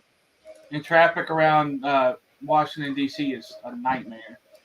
Okay. If there was no traffic, I could drive it in like 2.5 hours. Is the bridge still closed or? Yeah, no, that bridge is it's not closed. It's just not there anymore. It's just not there, right? Okay. I don't think that's a giant impact. I think it's. I don't know. I might have gone the couple of times I've gone to East Coast. I might have went over that bridge. I'm not. I used the tunnel underneath instead of the bridge. Yeah, so that's the same route I came in. Got it. But yeah, I don't think that's a large impact on getting there. There's plenty of ways around it. I might have a sponsor for Smurf, but I Talking have about to see a ferry if company. he's gonna do it or not. The funny thing about where I live, I would actually be able to get to 3D Printopia quicker on a boat than I would a car. Oh, really? I could put in a boat just, maybe a mile from my house and take the water route up to Chesapeake Bay almost all the way to Hartford Community College. I would just need a ride basically from close to where everybody stays in hotels. Do you know what? The hotels aren't that expensive. Wow. Yeah, tent is even more inexpensive. Yeah, because it's like out in the middle of nowhere. With a lot of rattlesnakes. Don't forget. A little backwoods between Dover and Baltimore. Oh no, there are no rattlesnakes on that side. Well, Was on the West Coast. my hotel in LA was I think $2,000 for 5 nights, 4 nights, 4 nights. Yeah, 4 nights. That's so much. I mean, that's LA Quarter though. as much for Bel Air, Maryland. Hope to see you soon there if you can come, Pestless. She won't And be be ready allowed. for a hug. She won't be. Oh, who wouldn't want a creepy hug off you, Matt? Oh, thank you. Wow. Hey, last year when we did 3D Printopia, we got a Airbnb that was 2 miles from the event, and I think it was $200 for 2 nights. Oh, Sam already got a hack of me. I did. That's not all I got off you. I got to come back with this cough. Yeah. I'm not the one who felt my butt up, you know. I did do that, didn't I? Yeah, sorry. Sorry. Don't think anyone's unique, because if you're going to get touched up, you're going to get touched up. Hey, where's Pete? Because Pete and I, if I wasn't so delirious, there could have been some magic that happened there. That's for sure. Pete's a good guy. Yeah, he was in chat earlier. I don't know if he's still here or not. He was so nice, an absolute legend. Yeah, very much enjoyed talking to him. He was he's an absolute ace guy. Really, really good guy. Every time I post anything on Twitter, he's always resharing it. Oh, there he is. There he is. Yeah, he was very kind, and he knew I was sick as well, so he followed up. Did you get ill? Did you get ill as well from sharing my skins, or was it just tour?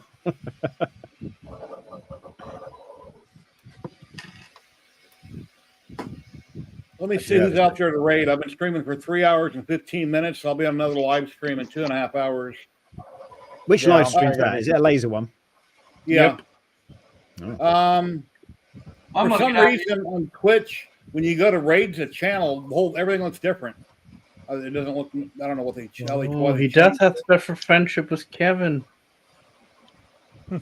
Yeah, I'm probably going to be streaming here in just under 2 hours. Finish up get more done on the Trident. Yeah, I'm going to raid in the Maker deck on Twitch. Yeah, we want to see. Go ahead. We want to see you finish that tonight, Tor. I've only gotten like 3 hours in, and it's supposed to be, 20-30 hours to build? Hey, my wife built a Prusa in 6 hours. Well, she's better than a Prusa. Took Jerry 3 days to do. On what? The Prusa, the original mini. Oh yeah, it was a kit. Took me a month. Yeah. Well, when you're talking on stream and people read the instructions and you're putting it together, you're talking to chat. It just took me a long time. Yeah. Hey, nobody blames you. It wasn't the pre-built. We enjoyed it. Everybody watching on Twitch, thank you very much. I'll be back next Saturday, 12 p.m. Pacific. Thank you, everybody here on screen. I really appreciate all you guys and all that you do. Keep up awesome work. And here goes the raid on Twitch right now. And I'll be on the later. Bye, everyone. Patrick, Rich, LA Hobby Guy, and Jeremy, with HGL Customs here in just a little bit. Bye, Pathliz. Love you, Jerry. And here goes the Love raid you all right now. too. And everybody on Twitch, Bye. thank you. Take Love care, you, Jerry. everybody. Have an awesome day. Love you, Jerry. Thank you, everybody, for everything. I really appreciate it. Bye-bye.